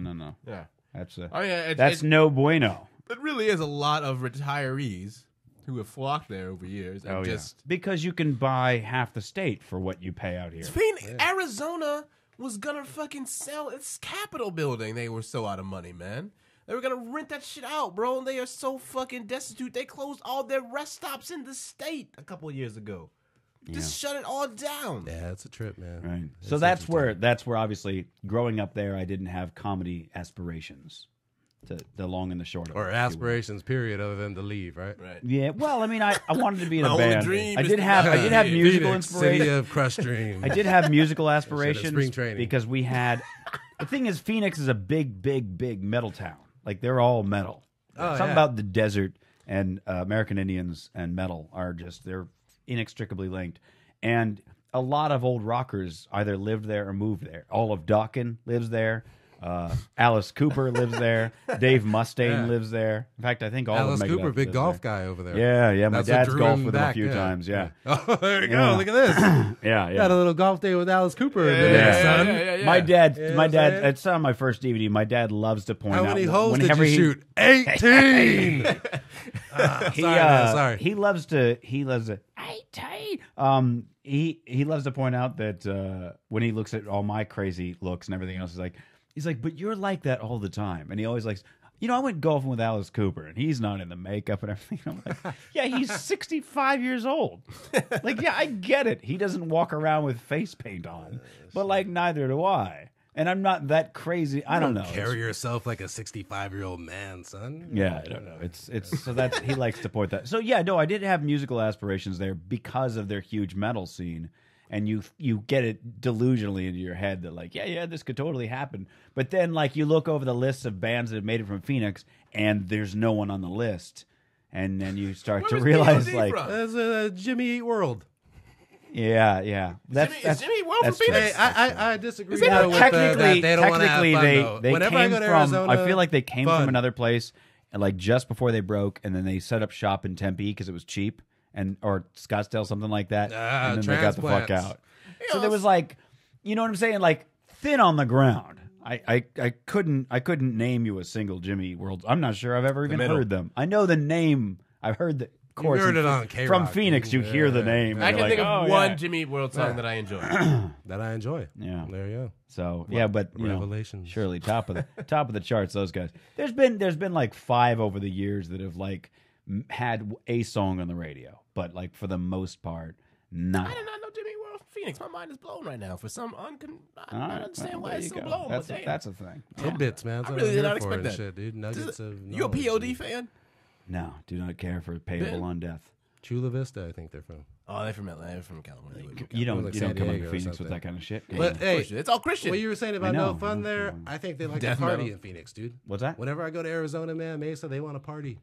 Oh yeah, Scottsdale, oh, they yeah. party. Because what else are they They gonna want do? fun though. Of course, They don't want 'Cause they're starving for culture it. as much. You No, know what I they mean? just- Entertainment We're and not gonna recreation. let's put up 5 clubs before we build a new museum. Dude, it's like when I go out there to But visit my sister. you're I'm gonna have hanging, fun. She's 3 years older than me, so she's 37, and so I'll go hang out with her and her friends and stuff. And so we're talking about people that are like late 30s to like mid 40s, in that range. And it's weird that I feel like I'm at a high school party, like they're still doing keg stands. Yeah. And you're like, you got a 401k, dude. You should probably not be doing that shit. 401 keg, bro. Yeah. Yeah. Mortgage payments, woo! Diversify that tap. It's weird. It's weird though, because It's you weird. get into like that phase of my life. I have a kid, I have a mortgage and shit, and you don't feel different from when all you really cared about was hanging out. Right. There's a whole time, like from 18 You on. drink a lot less and you now? think it's like never. Yeah, I hardly drink at all, man. Right. I hardly do anything, dude. You know what I mean? Just all the time is taken up, and if I got free time, I'm trying to book. Right. You know what I mean? So it is what it is, dude. But it's cool and it's fun, but you don't feel different inside from when you were 21. 21 to 30, like it just goes by, dude. The time just starts blowing by, dude. Yeah. You know what I mean? And you still feel on the inside the same way when like all you had to do really was, who am I drinking with today? You know what I mean? Where are we going tonight? And shit. Well, that's the upsetting thing about turning 30 is that like literally nothing changes. That you go like, I remember when I was 12, 13 years old, thinking of 30. Like I'll be, in 2000 and whatever, I'll be 30 years old or whatever. And I remember thinking like how different everything will be. And like you get to 30 and you're like, I don't know anything. Like nothing's changed. Which I feel like it's My really life is weird. It's fine. like your 20s with more money. Sometimes less, but yeah, sometimes more. So depending on who you are. But I think it's really It should weird be. that every sitcom freaks out over the age of 30 so much that they heard. So there it's was so an insignificant. Because it's what it 'Cause is. I'm just like, it's just but the, I'm it's like, the fact that you take stock of your life. It's any kind For of the first time? any kind of milestone. Well, look from Maybe. For most yeah, of them. from 21 to 30, there is nothing going on. There's a lot going on. I mean, like, as far as, well, I guess at 25 you can rent a car. But, like, shy of that, nothing. You don't get anything. From 21 to 30, you get nothing. It's just like, now you can drink. Figure that shit out. And then one day you wake up and you're like, I'm fucking 30. Like, I'm, you know what I mean? It's like, it's a milestone. And I think this is why I really am probably the you gentlemen are both older than me, so I'm really the only gentleman in the room in the 20s right now. Yeah. I'm actually not well equipped to dialogue on this since we've established that I am You don't know shit about shit yet. Well, It's no, okay, though. It'll happen to you. Let me tell you yeah, something. yeah, boy. not so much that, but it's weird. And, everyone's always thought that I'm substantially older, and that's really Well, you weird. are a crotchety old man. Right, Yeah. which is weird to be You're an old soul. which is weird to people are like, I thought you I were hate 41. that phrase more than And you're fucking like, life itself. you know what though, bro? It is a legitimate thing, man. Like it is a straight up legitimate thing. I have always, since I was a kid, remember thinking that being a kid fucking sucks, dude. And it is weird that everyone puts being like their inner child on such a pedestal, because I think being a kid it was so goddamn But you're miserable. not enjoying being an adult either. Yeah, because no one it's because I'm fucking poor and black and a male in America, and no one gives a shit about my humanity. So that's mainly the driving reason behind that. I don't enjoy that factor of it. Well, Yes. see, so I do enjoy the Say fact that again with the change. echo. That should have been more profound. You know what I'm saying? Where's the guy running the board? I'm black, I'm a man, and I'm in America, and no one gives a fuck about my humanity. Frederick Douglass. Rest in peace. Down a bit. Yeah. Sorry. My point, though, is that in comparison to how I enjoyed my life as a fucking child whose opinion wasn't respected versus being an adult whose opinion is at least somewhat considered before it's dismissed, I would take that fucking equation any day of the week, man. And it's just weird to me when I was growing up to see so many people being like, oh, when you're young, like, oh, you don't fucking... And it's just weird because I was like, especially out in LA, you're just like, the fuck were y'all doing? Do you know what I'm saying? I'm like, what the fuck were y'all doing when you were like 20 and 18? And it's really weird for me to be like, especially in my case where I, like my father died when I was 11. So I basically helped raise my younger sister because my mom had to work out of town. Shit. Do you know what I mean? And then went off to college and fucking was an independent adult there and that shit. And then like came out to LA and started doing this stuff. So it's really weird to see everyone worshiping youth. But I'm like, when you had it though, and even when people still have it now, all y'all do is fuck around, and y'all are the dumbest motherfuckers alive. Like, literally, you're in the most privileged nation on earth with the most knowledge. You are literally... You fuck it off, yeah. You are literally the dumbest people in the world. Do you understand? You're literally the dumbest people in the world. So, like, I sometimes feel so flabbergasted being in a society and culture that so deifies youth, and yet... The youth are the dumbest motherfuckers in the world. That's son. why, though, man. Everything that's doing it is Ignorance this is bliss. generation now is Ignorance is not bliss, bro. And let's fucking put that phrase. You ever to seen a bed. sad, retarded good? Ignorance Never. Is, ignorance Ain't is never the, seen ignorance a is sad- not bliss. I know a lot of ignorant motherfuckers, son, and them motherfuckers is not happy, dude. So ignorance maybe is not as sad as knowing things. Wait, Can on we a change it happiness little bit? on a happiness index, who's happier? Like Ain't someone, none of them motherfuckers happy, son. someone who's Ain't nobody happy. someone whose entire world is like watching whatever happens on MTV, bubblegum, chewing, Kardashian loving, or Except- Teddy. no. Who's happier? Except their life isn't even fucking happy because they know they're depressed. They don't just have the emotional and intellectual fucking significance to articulate it to Ignorance. themselves. But it's there. No, it's not bliss though, because I know these motherfuckers and they are sad, son. I look them in their sad fucking eyes all the time. These motherfuckers are not happy. There's no bliss there. I don't know who came up with ignorance For is 50 bliss. cents, there never was happiness. That motherfucker was not ignorant. Okay?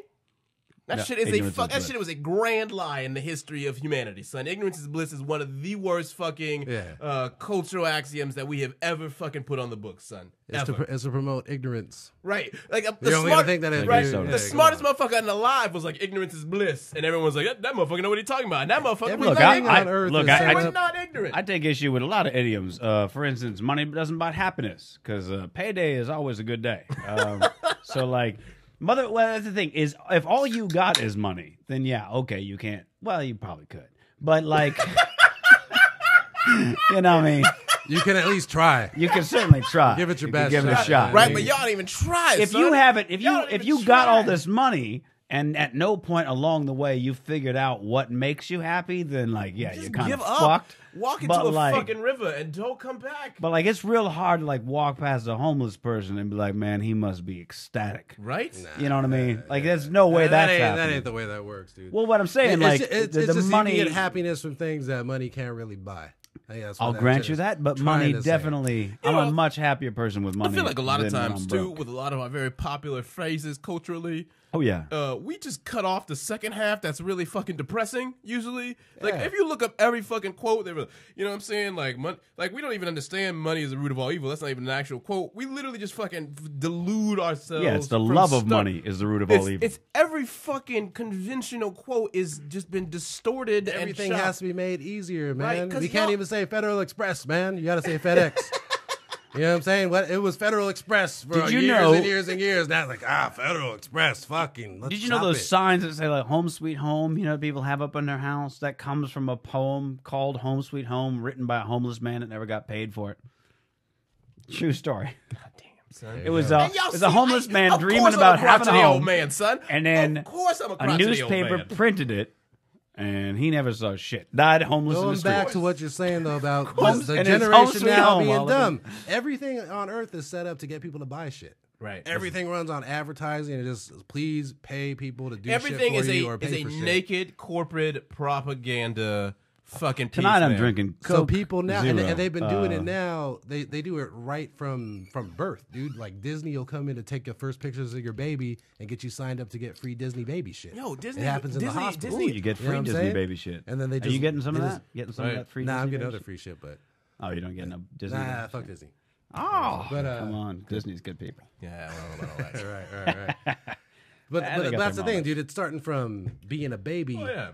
Everything is just programming to get you to buy shit. Well, dude. think about You know how what I many mean, if fucking- you're watching Dora the Explorer, it's to get you to buy the yogurt with Dora the Explorer. How many on people? It, you know, how many buy people? Dora the Explorer How many people clothes. keep home movies Yeah, just yeah. not so much because they actually want home movies, but because they're like, oh, I can sell this for a fucking commercial. And so it's not really about fucking nostalgia for a lot of people. It's about the fact that how many fucking corporations put ads together that are naked appeals to emotion by being like, oh, give us this sentimental home video and we'll show you how we give a fuck about you. And that Oh, I shit see what happens you're all the saying. I see time, what you're bro. saying, yeah, yeah. And I'm saying that people don't fucking record home movies. And even back in the day, bro, home movies weren't about fucking nostalgia. Home movies were about embarrassing the fuck out of your kid on America's Funniest Home Videos. That's what it was Y'all for ain't give me, a fuck man. about. Y'all ain't give a fuck about nobody, son. You know how many videos of fucking terrible things that happened? It wasn't because that shit was cute and you wanted to remember it. You wanted to My make some parents fucking will break money, out every year a video of me trying to hula hoop. right? You know Y'all what I was mean? trying to make money. I was like a 6-year-old fat kid and shit, dude. It's funny. There are but some it's like families. every year. Right. There are some families who fucking documented things because they wanted to have documentation, but no doubt there's a shitload of families in this country that only film things. I think you're putting the egg before the chicken. I don't think what Cart way? before the horse. How so? Before. Well, I think that it comes from families had home videos Okay. for nostalgia purposes. Sure.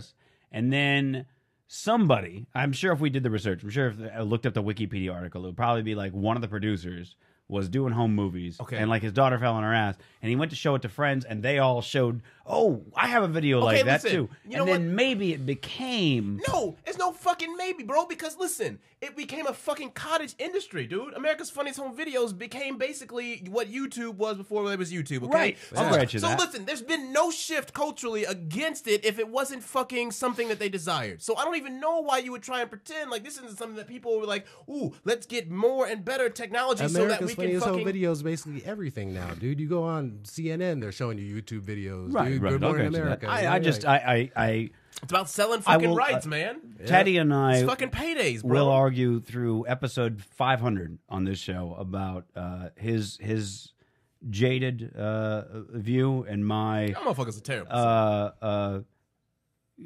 view of like Delusional optimism. people had the right. Was it the road to hell is paved with good intentions? That's where I go with it. It was like everything starts out with good intentions. Right. And I say, fuck your good intentions. I have not come for what you intended.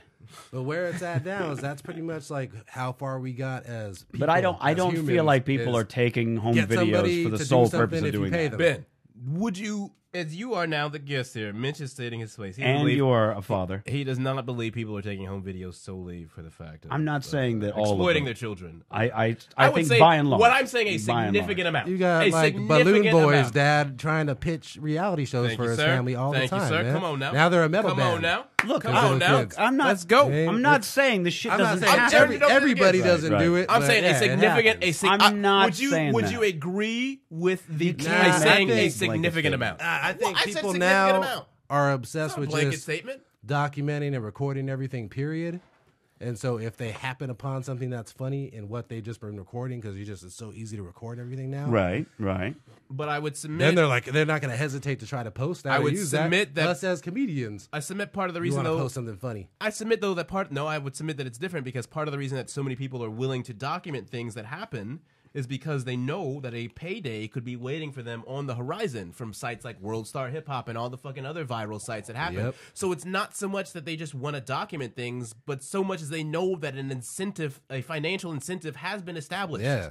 So that's partially the reason that everyone just stands around whipping out fucking camera phones anytime a fight breaks out, as opposed to Yeah, trying you to have the step in. possibility Well, that's an of entirely that. different People might story, not be but like yeah. staging things all the time. Well, and I don't that's mean what even you're thinking. staging. But- What I'm saying is that I think that a parent goes to the store and picks up a video camera with the intent of, I would like to be able to see these videos when the child is much older.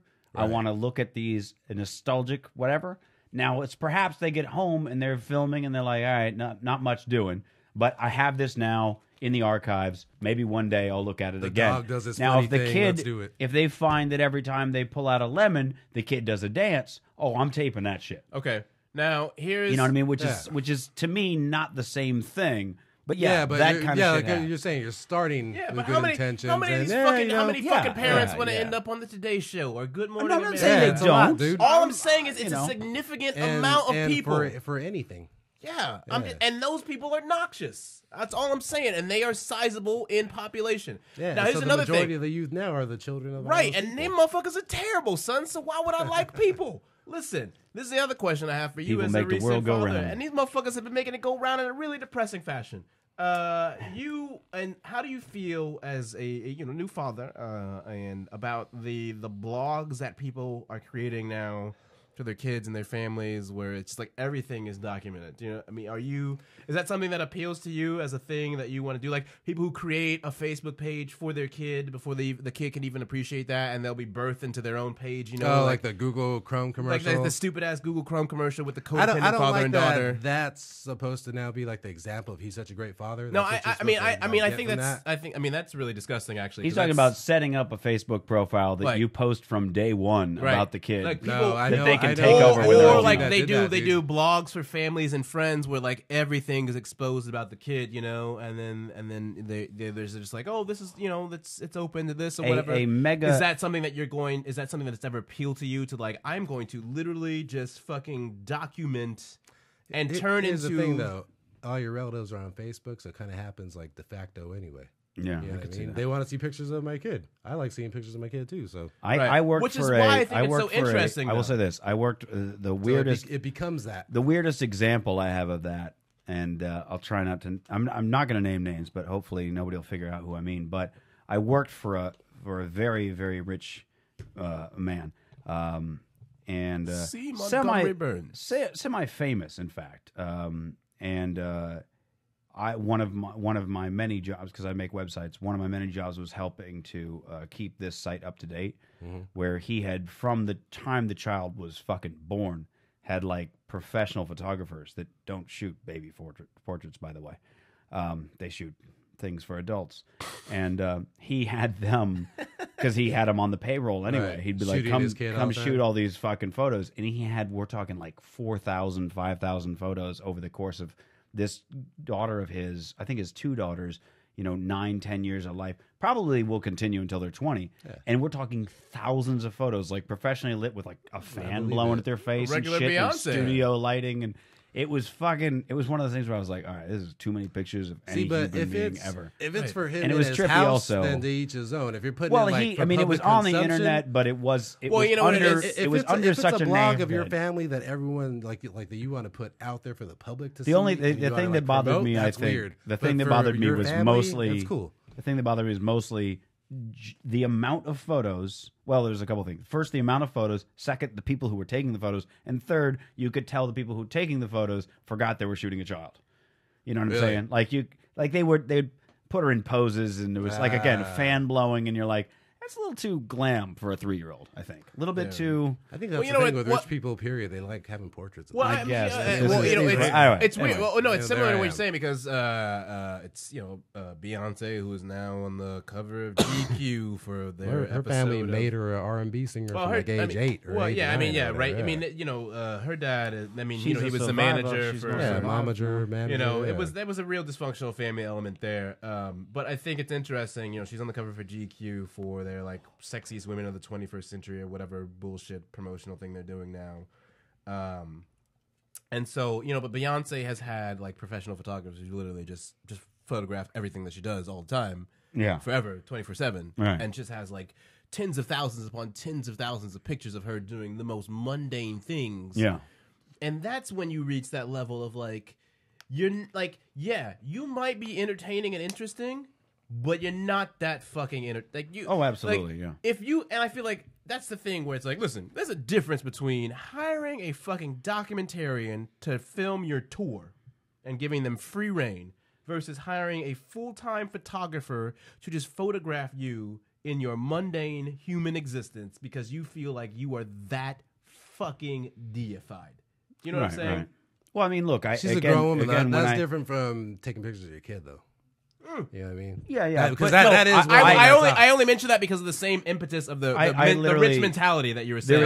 So that's the only reason I brought up that connection. It's not the same as the kids. But too that she's a celebrity because at a certain point, that's. I feel like it's less about celebrity and less about just taking pictures of people. I feel like, but that culture gets trickled down on everybody, though. Do you know what I'm saying? And well, I feel like that's kind of what's disgusting about it is that there's far too many people who are willing to say, I want weird, sexually exploitative glamour shots of a 3-year-old. Okay, well, no, I didn't say that. Okay, fine. But I know what you're saying. That's I know what you were made thinking. it sound that way, but no. They weren't exploitive. They were just.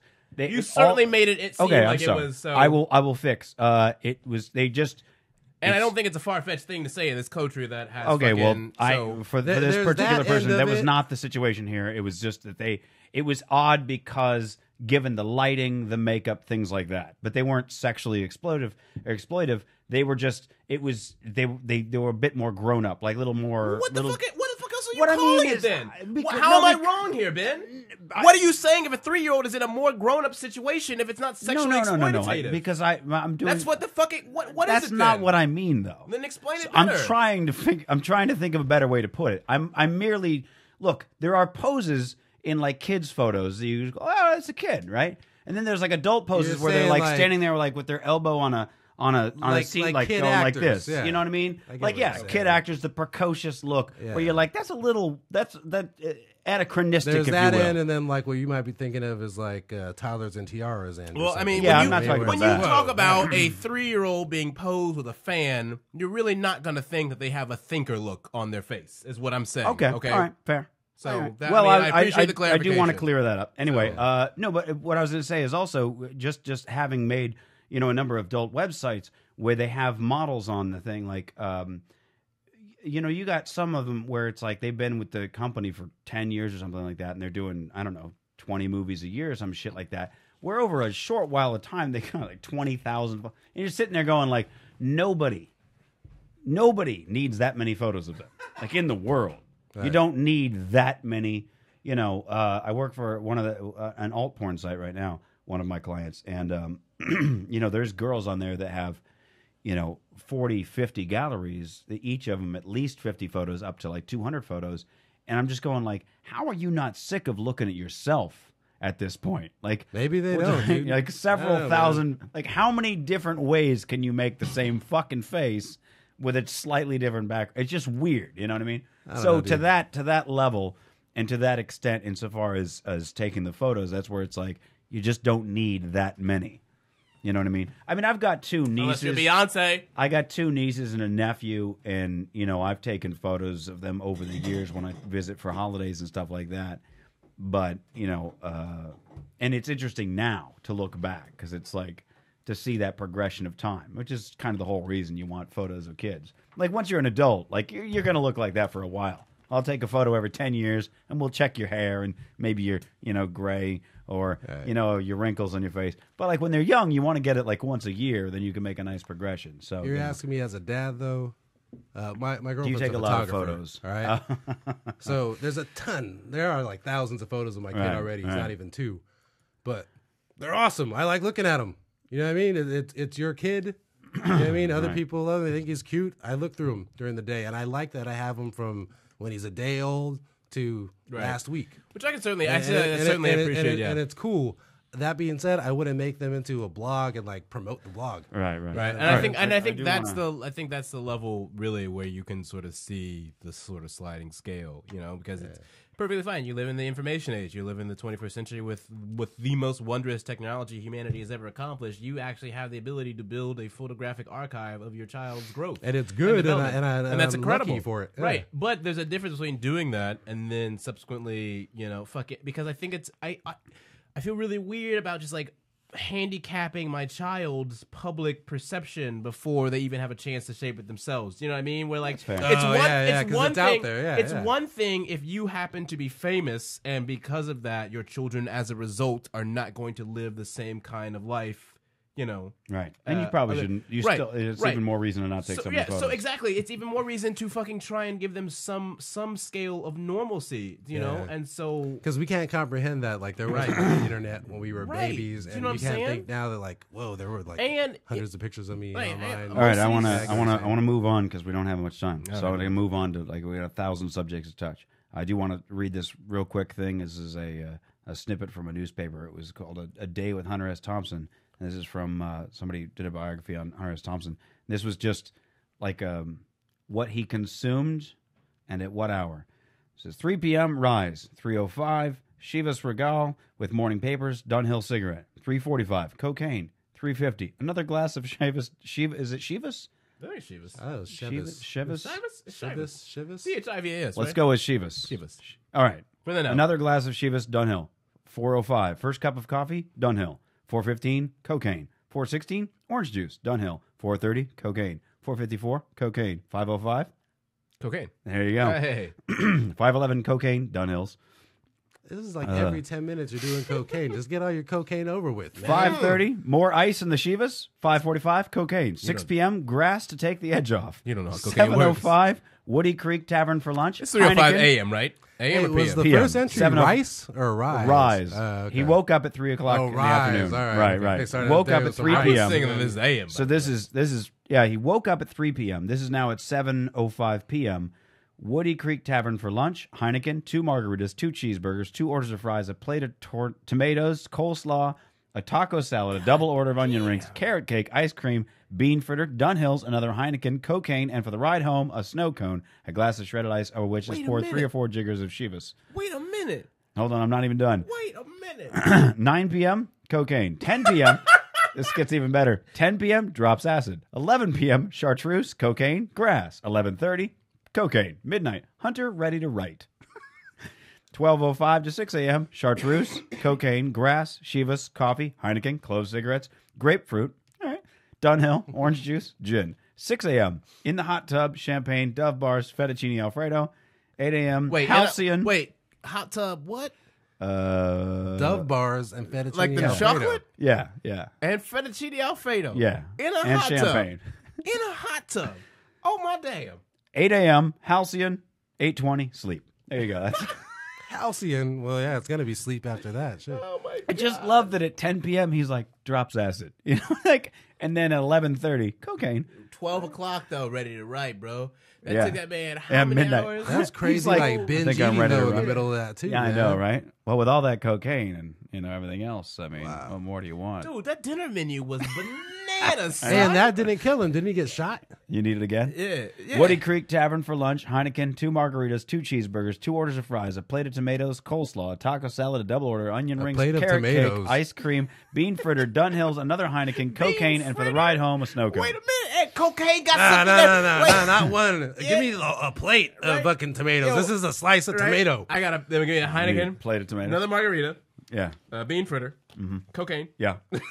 You want some ice cream? Oh, yeah. Yeah. Double order onion rings, carrot. Double order onion rings, bro. Listen, I can't even fathom, like, that's why, like, I wish. You know that part in Fear and Loathing in Las Vegas where he's doing the room service and he just lists, and it sounds like he's listing for like 20 minutes. He's like, oh, let me also get a quarter wild turkey and a bottle of this and a bottle of that and like 3 cheeseburgers. And he's like going through this whole thing and you're like, yeah, he didn't do it. And like you read this and you're like, oh my God, that probably was his real order.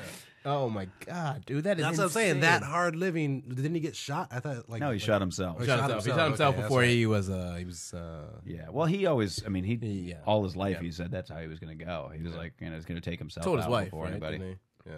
Yeah, I was always, Yeah. that's what, She I mean, he found- wrote about it Yeah. in a number of cases, I Yeah. think. Yeah.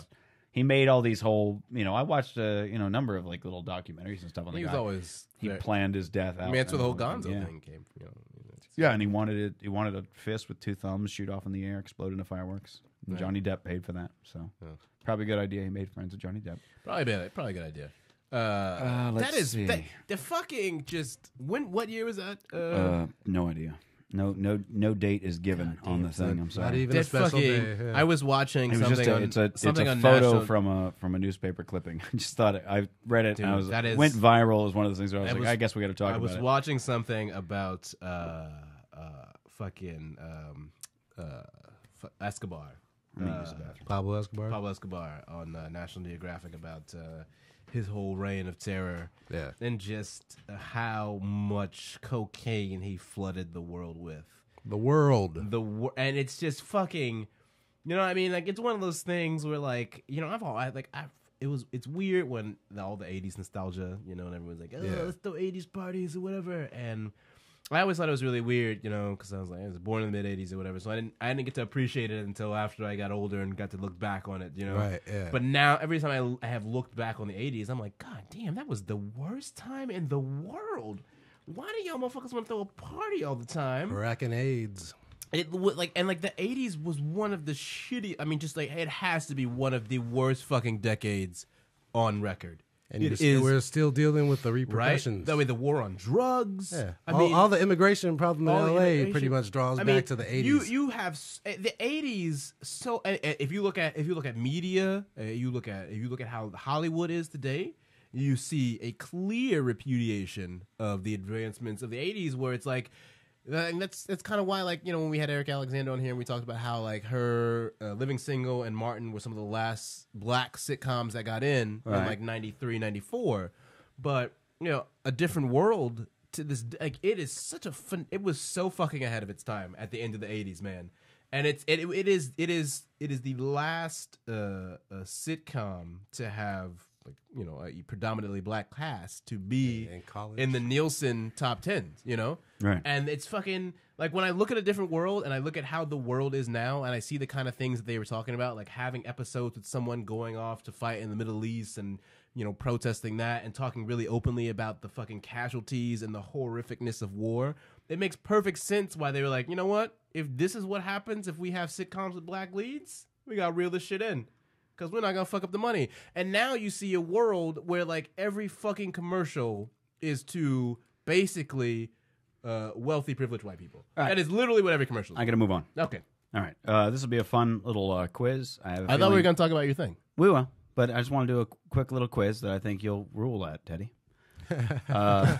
Jay-Z is doing the part of the score to The Great Gatsby movie. I heard it. So this is a quiz, Jay-Z lyric or The Great Gatsby. Your money's too young. See me when it gets older. That's a Jay-Z. Yeah, come on. We're going to Jay-Z. All right, Ben, you get the next one. I'm 5 years too old to lie to myself and call it honor. Great Gatsby. Teddy, I will also go with Gatsby. I'm thinking Gatsby as well. All right, it was.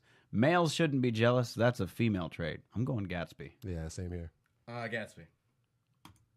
Oh, that's a Jay-Z. That's a Jay-Z. Hey! That doesn't sound like a lyric. Yeah. That actually, now that I got the framework for it, it does sound like, oh, sorry about that. Oh, what happened there? We tip the waiter $100 to keep the ice cold. That's got to be Jay-Z. Yeah. That is indeed one of my favorite Jay-Z lyrics of all time from the song Thank You on the Blueprint 3. Women run around too much these days to suit me. They meet all kinds of crazy fish. That's got to be Yeah, I'm gonna say Gatsby. Gatsby, yeah. That's a Gatsby. I don't think Jay-Z's using fish. Yeah. I like a girl who spends a little cash for her shoes. Ooh. I'm going to go Jay-Z. Jay-Z. I don't know if Gatsby. He always had this you know? infatuation with women's clothing. All in the right. song. I'll take You know Jay-Z. what I'm I'll go saying? Jay-Z. Yeah. It's There you go. Jay-Z. It takes two to make an accident. Gatsby. That's got to be Gatsby. Say Jay-Z. You're going Jay-Z? Going against the grain. You're wrong. Ah. It was Gatsby. His shirts piled like bricks and his stacks a dozen high. I'm still going Gatsby. Yeah, I am going to go too. Gatsby. Yeah, Ben? yeah, Gatsby. All right, it was Yeah. Gatsby. No, don't thank me. This is just how my suit is stitched. That That's is gotta be Jay-Z. That is right? Jay-Z. Jay-Z. Indeed. Again, from the same I song. sell ice in the winter. I sell fire in hell. It's got to be Jay-Z. Jay-Z. Gatsby. You saying Gatsby? Mhm. Boom. Ah! Jay-Z. All right. Well, there, that was Well fun. played, All right. well played. Yeah, that was cool. Moving along. Well played. Even though we got a shitload to talk about, I sent this article to Teddy earlier saying we would talk about this tonight. I was trying to set you up for it. No, I appreciate it. It's all good. Now this is similar to I think it was last week we had the business Bloomberg Business Week. I think it was. It was talking about like, are you a cultural fit? And it was like that's not like a thing. Well, the New York Times is now kind of asking, is it the end of courtship? With online dating There's been and a lot Facebook of these. and The Atlantic also had one of these floating around as well too. yeah, and I feel like to some degree they're just trying to call it before it happens. You know what I mean? But when I read the article, so much of it came like when I was reading it, I was going like, this is so much the fault of the people that are bitching about it. Right? Yes, exactly. That, Thank like, you, God. That it's like this is not like a thing. No, they quote, never unquote. are. In They in never here they're are. talking about this girl who tried to hook up. She was like hooking up with some bartender guy or bouncer. I guess it was some bouncer that eyed her at a bar, and then later they wanted to hang out, and he carried her over her shoulder, and they went back to a kegger at his place Well, with listen, his buddies. let's It's set up the what did premise- you think was going to happen the night you met him? The name of the article is called "The End of Courtship?" Question mark. And it follows this recent trend of pieces that have been popping up in a lot of magazines and newspapers. The Atlantic had a piece out that was basically talking about dating in the time of social networks and how everything was so radical and people don't know what dates are anymore. And essentially the premise of this article is talking about a bunch of privileged white late 20 and 30 somethings who are basically incapable of normal social interaction, who have no ability to actually go out on a romantic evening with someone, and a bunch of people who seem to repeatedly pick desperate, pathetic individuals as their mates to date. Quoting from the article, somebody wrote, "It's one step below a date and one step above a high five. Dinner at a romantic new bistro? Forget it. Women in their 20s these days are lucky to get a last-minute text to tag along. Raised in the age of so-called hookup culture, millennials who are reaching an age where they are starting to think about settling down are subverting the rules of courtship. Instead of dinner and a movie, which seems as obsolete as a rotary phone, they rendezvous over phone texts, Facebook posts,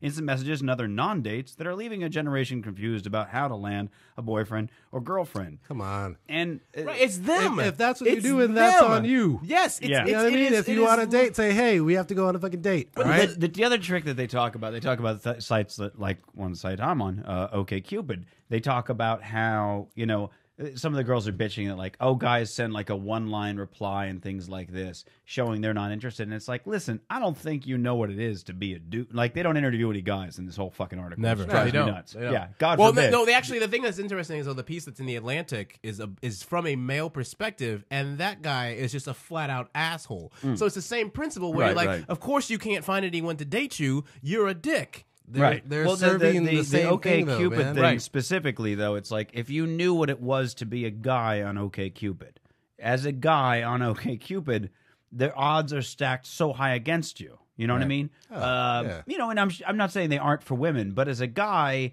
you're lucky to get a response 1 out of Well, 10 you're messages. also- You're doing pretty well. If you Right. get 1 out of 10.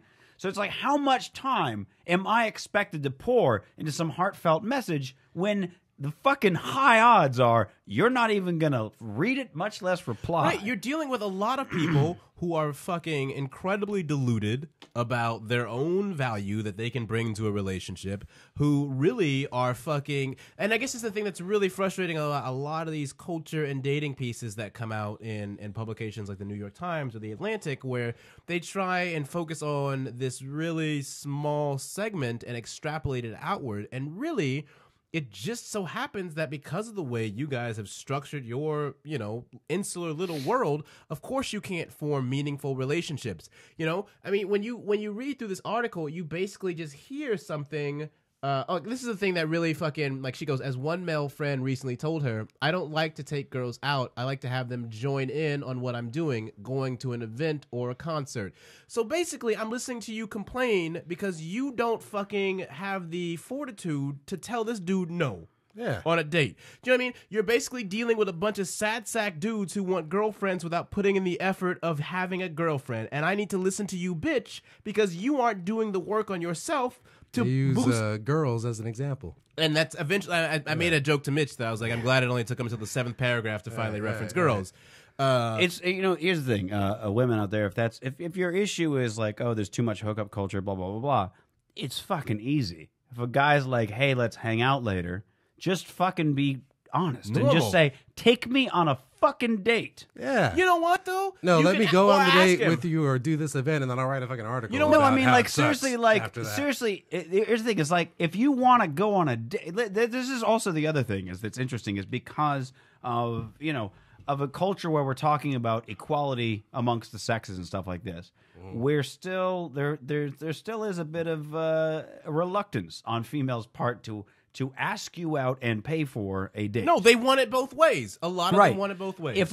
And I've had women ask me out on a date and pay for dinner, and fucking cool.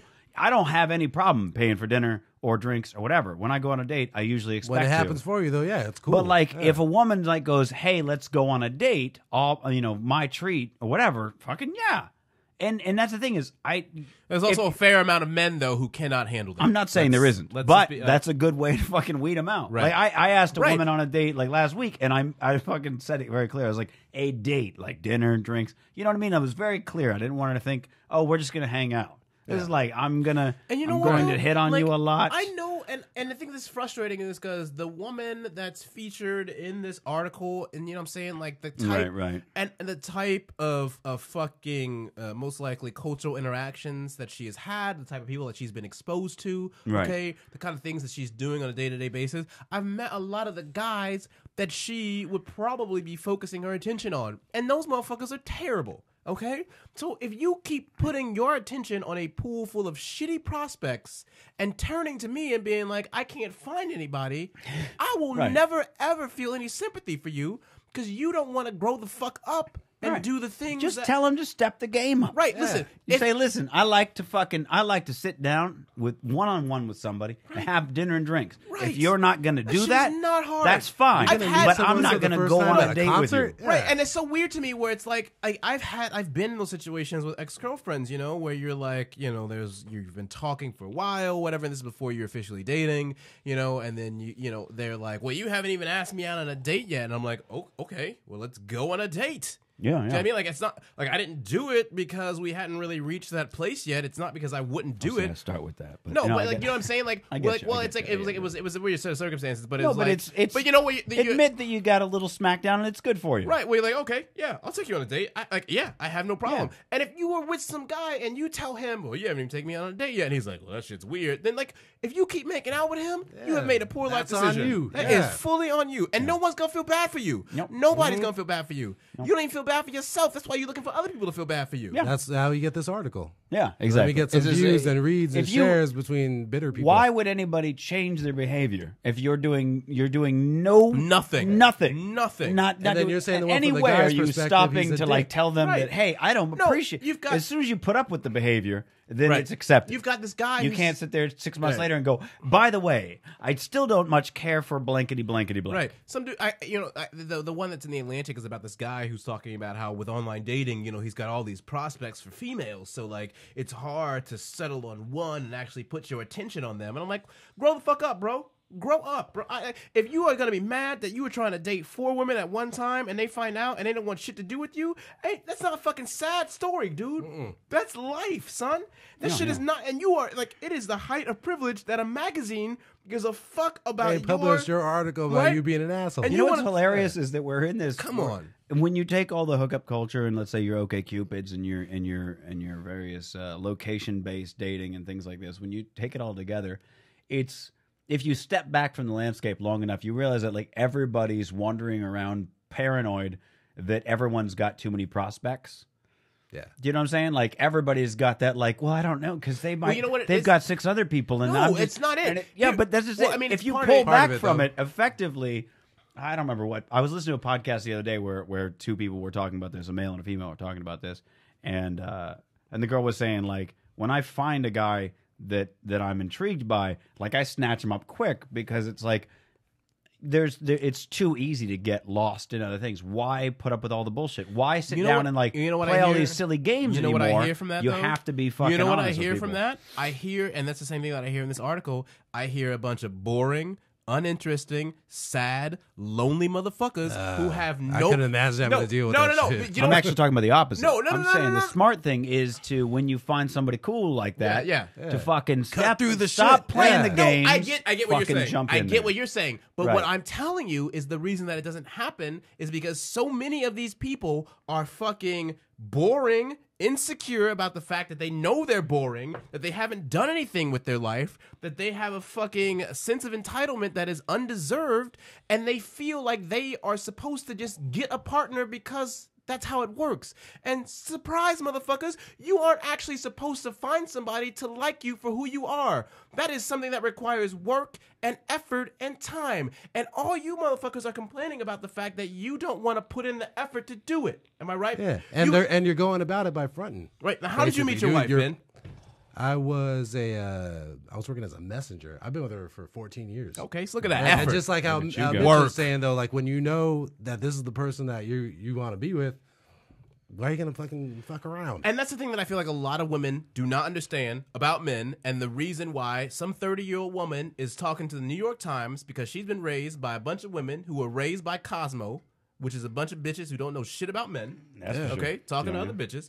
All right, so I basically have to listen to this bitch whine because she was raised by a bunch of ignorant bitches, Yeah. and they don't know shit about finding a man and keeping a relationship and building a long, sustaining partnership. Everything is set up like that though, man. Like for you to think that you gotta only get people off of a website or at a bar or a club or something, it's all fronting. Right, and this is You're the not thing. being right, that right. honest on the website. You're not being Right, that you honest never. at a bar and and a this club. This is why it's so frustrating to hear things like hookup culture bandied around like it's a fucking free pass, because when we just talk about hookup culture, it has the effect of absolving all these millions of human beings who have made shitty, poor life decisions repeatedly and don't want to face the consequences of the fact that they are not desirable as a partner because they haven't done the work on themselves to make themselves attracted to somebody else. Yep. And I'm really fucking sick of, and that's why like I hate and this is why we go back and forth on shows like Girls when it gets referenced all the time, because like I get why people think that the characters might be interesting or watchable, you know,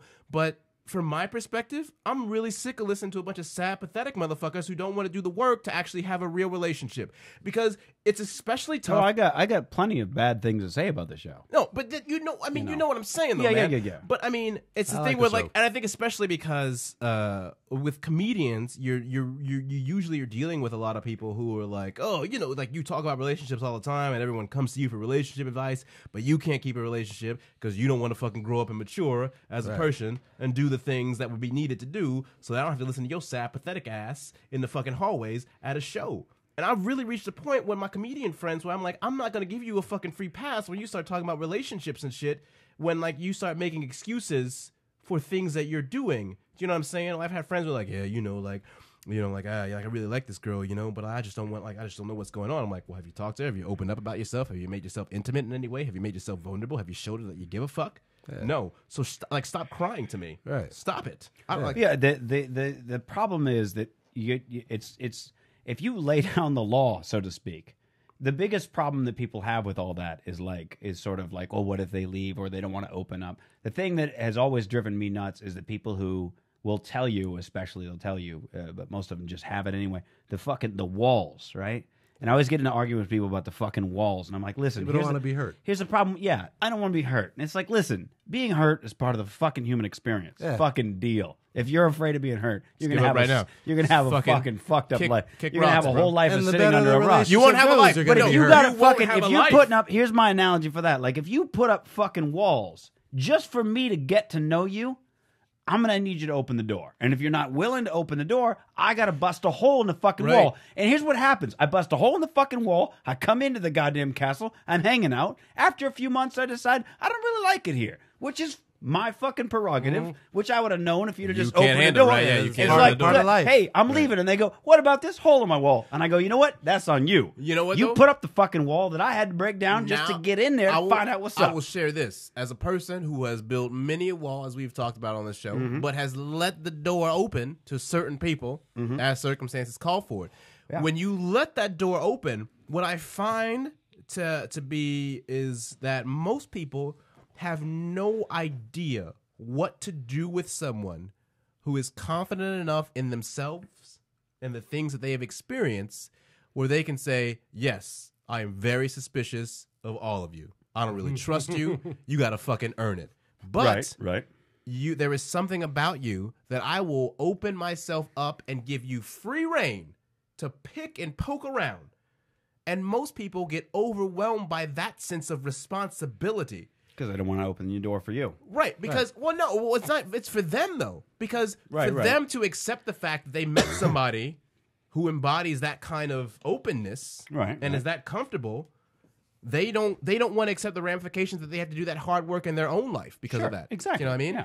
And that's the shit that gets really So it's like, frustrating. it comes down to fucking if Y'all motherfuckers need to grow the fuck the up. more fucking you need the to more grow the fuck up. this article embodies basically I play all these Children. I play all these stupid fucking games because I'm afraid to get hurt, because I'm afraid of my own fucking shadow, I'm afraid of fucking life.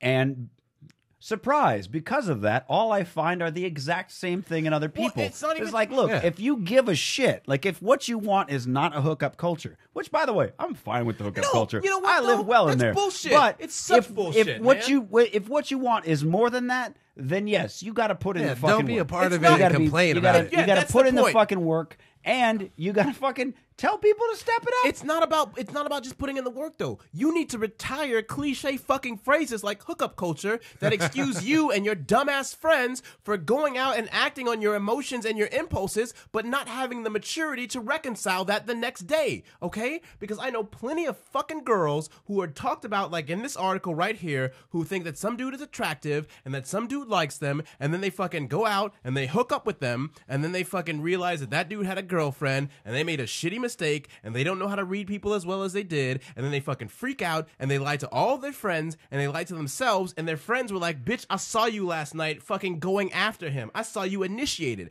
And then I have to deal with a bunch of fucking pack of friends who just fab lies built as the foundation of their friendship. And those bitches are the bitches being talked about in the article where they've rolling 5 deep, looking all fucking professional and shit, and y'all bitches be lying to yourself. You've been lying to yourself since you was in college, and you think that somebody's gonna fucking come around and respect you? You don't even respect your fucking self. That's what I'm saying, man. We're I seeing just- like I a really decade hope of like that we're not. reality shows like that. As long man, as we're that are not just slut based on shaming women up in here, hanging that's out. all I'm saying. And they How think is it people- slut-shaming, I think people though? think No, that's I'm the not way to saying it live. is. It's not I said slut I didn't shaming. say that it was. I said as long as we're not. We're not though. Okay. We're not slut I don't shaming. want anybody It's- at home that's, to that's get that- fucking equality, man. No, I That's- know. That's I fucking know. equality. I don't want- If you're at home No, and you here's what I'm Goddamn worried about, motherfuckers. that it's not unlikely that somebody at home is going to themselves, oh, I see. These women are disrespecting themselves by fucking dudes before they know 'em. We already talked about the dudes, so you motherfuckers should pay attention to the goddamn conversation, the whole fucking course of it, okay? I ain't got time to waste with your selective hearing ass.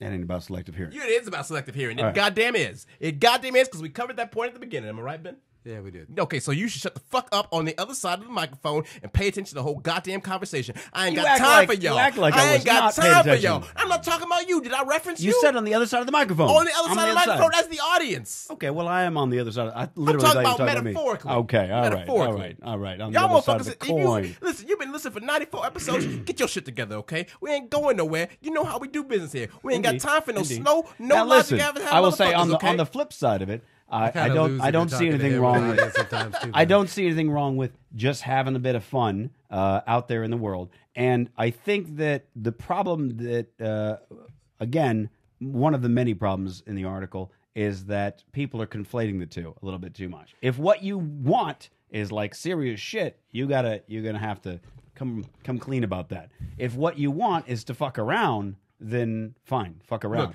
But don't take fucking around and go like, oh, I thought this was serious. Because, like, you end up with, look, I've definitely been in a situation where I thought we were just fucking around, and they were like, no. Right. And I'm like, okay, I'm sorry. That's not where I was going with this. You know, peace be with you. I mean, aren't there no stories, harm, no foul. There are stories featured in this where some girl meets some dude, right? And she's like, oh, it wasn't what I thought it was that first night. But then you keep hooking up for months. You can shut your sorry ass right the fuck up. That's the one where she was like... You can shut the fuck up forever. It's the bouncer, and she's like, this isn't what I thought. It was like sitting there going like, what did you think? He carried you over his shoulder back to his apartment where there's a party going on. Right. And he fucking fed you boxed macaroni and cheese. And I got to listen to you complain to the New York Times? What, you expect this guy to take you out for a steak dinner? You fucking kidding me? You sad-ass, pathetic, no self-respect. And she typed it and reviewed it and edited it. And like, and there was like, this is good stuff. You don't even have the self-respect or awareness to realize that no one is going to feel sorry for you. Because this is fucking about an article about no personal accountability. Yeah. And I'm really sick of fucking privileged, entitled people having no personal accountability for their own sad fucking life. You know why it's sad? Because you have made it that way. Go out and do something that makes yourself fucking happy. You have the money for the most therapy resources in the world. I'm tired of listening to you sad motherfuckers all the time, okay? Your life is not that hard. It is not that hard. These are self-made problems, you sad pieces of shit, okay? All right, moving on then. God damn, all right, son. We're about out of time, but hey, here's some good news in the world. Because everybody's shaving their pubes, we're almost out of crab lice. Hey, there we go. Eradicated. Hey. Damn near endangered species now. Suck on that, crab lice. Yeah, so shave your crotch. Let's get rid of them. So Brazilian crabs are heavy, though, man. That's literally what they're saying. That like that there's something like, this is weird. More than 80% of college students in the U.S. remove all or some of their pubic hair. 80%. How do you fucking? So various people are saying like it's really hard to get the numbers on pubic lice because people don't admit they have it. You can get a shampoo, blah blah blah blah. The CDC doesn't have anything on it. All the STI, STD people don't have any numbers because it doesn't really count. It's not a big thing. Male it's just cases fucking shampoo the shit. They're just saying. What are the crab numbers? From about 100% a decade ago, now they've fallen down to 20% of male cases in 2008, no less. And so it's like, so they're saying that like it's how do you almost completely that data. Is that a survey? Well, they're saying the people that check yes if you've had crabs. You go to the doctor and you say you got crabs, or that doctors. I guess apparently they rarely ever say I've got crabs. I need to take care of. They just go, I got this weird itching, blah blah. I don't know what's going on, and the doctor goes, oh, you got crabs. So again, people aren't out in the open. Just come to the doctor and say you have crabs. Yeah. So, but what they're saying is even amongst that, the cases have fallen dramatically to the point where they're saying that it's like the crab louse is an endangered species. So there you go. That's one more reason to but now you got to save shave the your crabs, balls and such. The remaining crabs. Let's see. What do I have? I have very, very little time. I do want to quickly recommend there is an online web series I checked out that you might like, Teddy. You might also like, Ben. People at home, you might like, called High Maintenance at helpingyoumaintain.com. It's each episode's about 5-8 minutes long, something like that. Might be less, might be more. Yeah, about between 5 and 8 minutes long. And it's about a weed delivery guy in New York. And it's well written. It's well shot. It's worth taking a look at. Interesting. I don't normally watch web series, but I watched it and I was like, me neither. And if you go to episodes on the page, don't start from the front page. Go to the page, hit episodes. You can start from cycle 1 onwards. This one, Olivia here, Teddy, is that's the people you were talking about. It's like a whole episode about those people, and this weed dealer trying to put up with them. It's like a half baked thing, Mr. Nice Guy. No, it's a very kind of modern. It literally looks like it could be an HBO show. Really, it looks like each one of these are like a 5-minute preview for an HBO show. Production values are really high. I mean, it's a good show, and the people involved sort of work production for various things. This is just something they're doing. So there's definitely some real legit stuff here. Yeah, it's real interesting. Okay, I'll quickly. This is fucking disturbing as shit. I thought this was a joke. I literally thought I'm still not 100% sure that this isn't a joke, but a number of high profile legit publications have written about it, and no one's saying it isn't a joke. So by all accounts, if I've been tricked, so has apparently all these other publications. This is from the guy who made the Segway. You may have heard about this. From the guy who made the Segway. Oh, he went over a cliff. Well, one of the guys. Sorry, one of the guys. Then, sorry, the other guy. The other guy has made this new device. They're testing it in Europe. That's This is not for the slight stomach. He's made a new device whereby they put a porthole in your stomach that you put a straw into and suck out the food after you're done eating, so you don't gain any weight. By removing a portion of the food from the stomach through a tube before it is absorbed. This is like, I'm telling you, watch the little food port. They even call it like an input port or something. To begin aspiration, the system watch is this. removed This is the part from that its made me carry almost bag. sick. So just warning you right now, And don't the throw up, reservoir is please. filled with normal drinking water. Watch this. This is disturbing. The lanyard is placed around the neck. And the system is connected to the skin port. The skin port is a small, discrete valve against the skin, which is connected to the tube leading to the stomach. It's a 20-minute surgery where they put a tube into your stomach, when the valve is and it's got a valve on the front of your stomach that you turn. Stomach contents Look at that. begin to empty immediately. What? It's a feeding tube When in the flow reverse. stops, Yeah. Oh no. Yeah. the lever is And lifted, then they pump water into your stomach once and you the lift the reservoir lever. is squeezed. Watch. Squeezing water back into the stomach so the This stomach infuses thinks it's water full. into the stomach to help loosen food particles. Empty Yeah, you're not gonna get an infection once the or lever anything. is depressed. I don't. In a way, The I process can see. can be I repeated can't see why you until the would. stomach is empty. Oh my god. There you go. You just go eat and not Afterwards, actually the eat? Aspire Assist can be stored back in a small carry bag. Wow. for convenience. So every time you eat, you gotta pump that shit out of your body? You don't have to. It's just an option.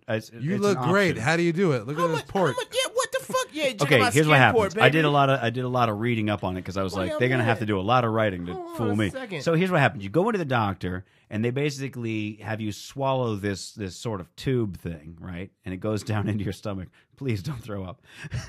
Goes down into your stomach, this tube. Then they they have a video on showing how they install it, and I don't want to show you that. Why do you have to swallow it though if you're getting a port? Here's what happens: you swallow the tube, then they stick a needle through the front to meet the tube, and then they pull the tube out. They pull it out through the front of your stomach. Then they install that valve, and they let the tube hang out a little bit, wait for your body to So they have to accept it, open and everything like up. everything else. So once it heals, then they take the valve, they put it over the tube, they cut the tube so that now it's open, and then you close the valve. So then you have your skin port. How do you even fucking find this out, bro? You can't just go to the gym, How man. do you do? Yeah, Something You're gonna like go this, through all you're of telling me- that, and you can't just get on a treadmill. Well, there's a whole lot of thing about that, you know, but I mean, obesity but how is do a- I find out And about that's the it? thing. Come You on. want people to see you like with your shirt off because you look good now, and like you got an opening. Yeah, you don't give a got fuck. an extra Listen, hole. listen, Here's the here's worst what I'm part. saying, though. If you were if the FDA approves this, then that means that like one day I'll just be walking into a McDonald's and there'll be just somebody sitting down filling their reservoir, Here to go or your port. filling their reservoir with their stomach contents right there at the table. Right? And Like, you're just gonna be like, it's not about like. Listen, this is what I feel. If you at the phase where like you can't work out anymore, do you know what I mean? But you need to live, and you got a fucking skin port. Okay, it's not about aesthetics anymore, bro. It's like straight up survival of that thing, and you ain't running. Okay, you just that shit is. This is basically the same thing as like the gastric God. How bypass do you even surgery. figure that out, bro? How do you figure It's that out? similar to that idea where it's What are like you experimenting on, bro? use science Who are to the test overcome subjects? the thing. I don't know. People in Europe, you can sign up Yeah. if you want No, to. son. If you want to get You on went it. from the Segway to the reverse Yeah, G-tube. bro. Yo, it's from one of the dudes with the Segway. The other dude. Yeah. A2. I'll show you how He the was called like, "What's going to A2. be the next thing that's going to And thread it captivate down the your world?" esophagus and into your stomach. Oh my god. Next, your doctor will insert a needle through your skin What- into your stomach what in at the the fuck? location Yo, that- where the A-tube Oh, look is at to be that. placed. Oh, The endoscope What will the be used fuck? to Looks like locate Jupiter. the end of the needle inside your stomach Oh my and encircle God. it with a wire snare. What in the Right, and then he fuck? pulls I'm sure that goes Watch- perfectly watch what smooth. happens. Wire through this needle into your stomach. Grasp the wire yeah. with the snare and pull both the endoscope and wire out through your mouth. They're playing a claw At this game. point, there will be a thin wire entering the front of your abdomen into your stomach. the nicest and way to put it. continuing upward and out of your mouth. Your doctor will attach the A-tube to the wire outside Jack Bauer of your did that mouth. to So now they pull the By whole. tugging on Now the they other pull the end whole of the tube wire, through. He or she will pull the tube back through your mouth and esophagus and into your stomach. Oh my God. Your doctor will continue to pull until the tip of the tube comes through a small 1 centimeter incision in your abdominal skin. The hologram A person soft, had to be round fat. bumper Yeah, attached to the right. Yeah, you can't portion be of in the shape, tube bro. that Ain't nobody in remains shape getting inside it. the stomach helps secure the tube in place. Once your skin has healed around the A-tube, the tube will be shortened to the surface of your abdomen. God. A small, thin skin port is attached to Yo, the end of the skin A-tube port is and will easily sit Yeah, I nearly know. flush one of against your the skin. most Do you see, Orwellian like- The phrases skin I've ever heard in port my life. serves Do you as a see why I'm valve like? to I was open pretty and sure close they the were. This is tube not a when real you thing. aspirate But your by all stomach accounts, I mean, contents literally, using the everywhere you go, Aspire people are Assist talking about this. aspiration Not everywhere, therapy but you know. system. So there's a lot of people in Europe that have this right now. Or there's I don't some. know. They're just. I don't know how many people have it, but you can sign up on the front page. I mean, there to participate in you the still clinical. have to lose your now existing available in weight, Europe. though. I don't know how many people have it. No, you don't. I mean, do you? Yeah, What's how do that? you- Ben was saying you have to lose your existing Yeah, weight. you know what I mean? That's not going to do anything with the fat you already have. So you're going to go through the trouble working No, out. no, and then that's get not the true skin at all. port, No, because it's just taking out the shit that calories goes in in, your stomach. calories out. Your body burns a certain number of calories every day, regardless. If you're pulling out those calories, it's basically the same as diet. It's the same thing with the gastric bypass. It's like if they make your stomach smaller, you can't have as many calories as you used to have. So the idea so your is body you're starts gonna itself. go like nuts on a rib, have a Hunter S. Thompson day. Yeah, and yeah, then yeah. just plug in. Yeah. Skin I port. mean, skin port is just. I mean, it's I know, I'm with you. Listen, It's- you can't say Sounds it's like a lot of that. websites you You designed. cannot say it's minimally invasive when you also say that you're going to attach a skin port to Right. somebody's. It's a 20-minute surgery, which is very surprising. That is asinine, bro. I don't know. That cannot take 20 minutes. That's what it says. You motherfuckers When in you Europe. think about it, though, they're just sticking a tube in there and pulling it out through your stomach with a needle. They're It gonna knock doesn't you out. seem though? like that Was is- does that I include fucking- knocking me I out? fucking Because hope. that should take about at least an hour, bro. Right. I'm gonna wake up at least twice. Screaming. Wait, I got a skin port. Oh shit! Oh, I ate little. That's gonna be like an urban legend now. Yeah, that fool got fucked up and he woke up with a skin port. He ate Little Caesars last night and he woke up with a skin port. This is your feed bag. Well, there you go. One step closer to the Pixar reality as shown in Wall-E. Shout out to Wally. All right, Ben Gonzalez, what have you got coming up? Where can the people find you? What do you want to plug? You can follow me Other than your on the skin port. Twitter at ben9humor.com. Ben, the number 9, the word humor, like benign tumor, cancer joke as my handle. Hey, yo. All right, I like it. Benign humor. You got Is it some harmless? shows- you got some Maybe shows not. coming up you want I was looking at that and I was like, plug? Yeah, this month's a little light. Next week, Wednesday, I'm going to be at Sardo's. Plugging Sardo's. Yeah. On the Monarch internet. show. Yeah, Monarch. Yeah, buddy. Yeah. Haven't had him on it forever. And we're starting a room next month in Long Beach, K Sarah, one Sunday a month. I just don't have the date yet. All right, All right. But So let us get know. that- We'll get that plug that for cracking. You can, Thank you.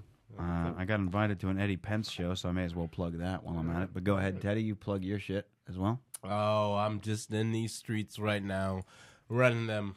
Be sure to check out the blog. I am San Fernando. Going to be authoring some pieces for the LA mayoral race for that blog. So April Aguirre is running that blog.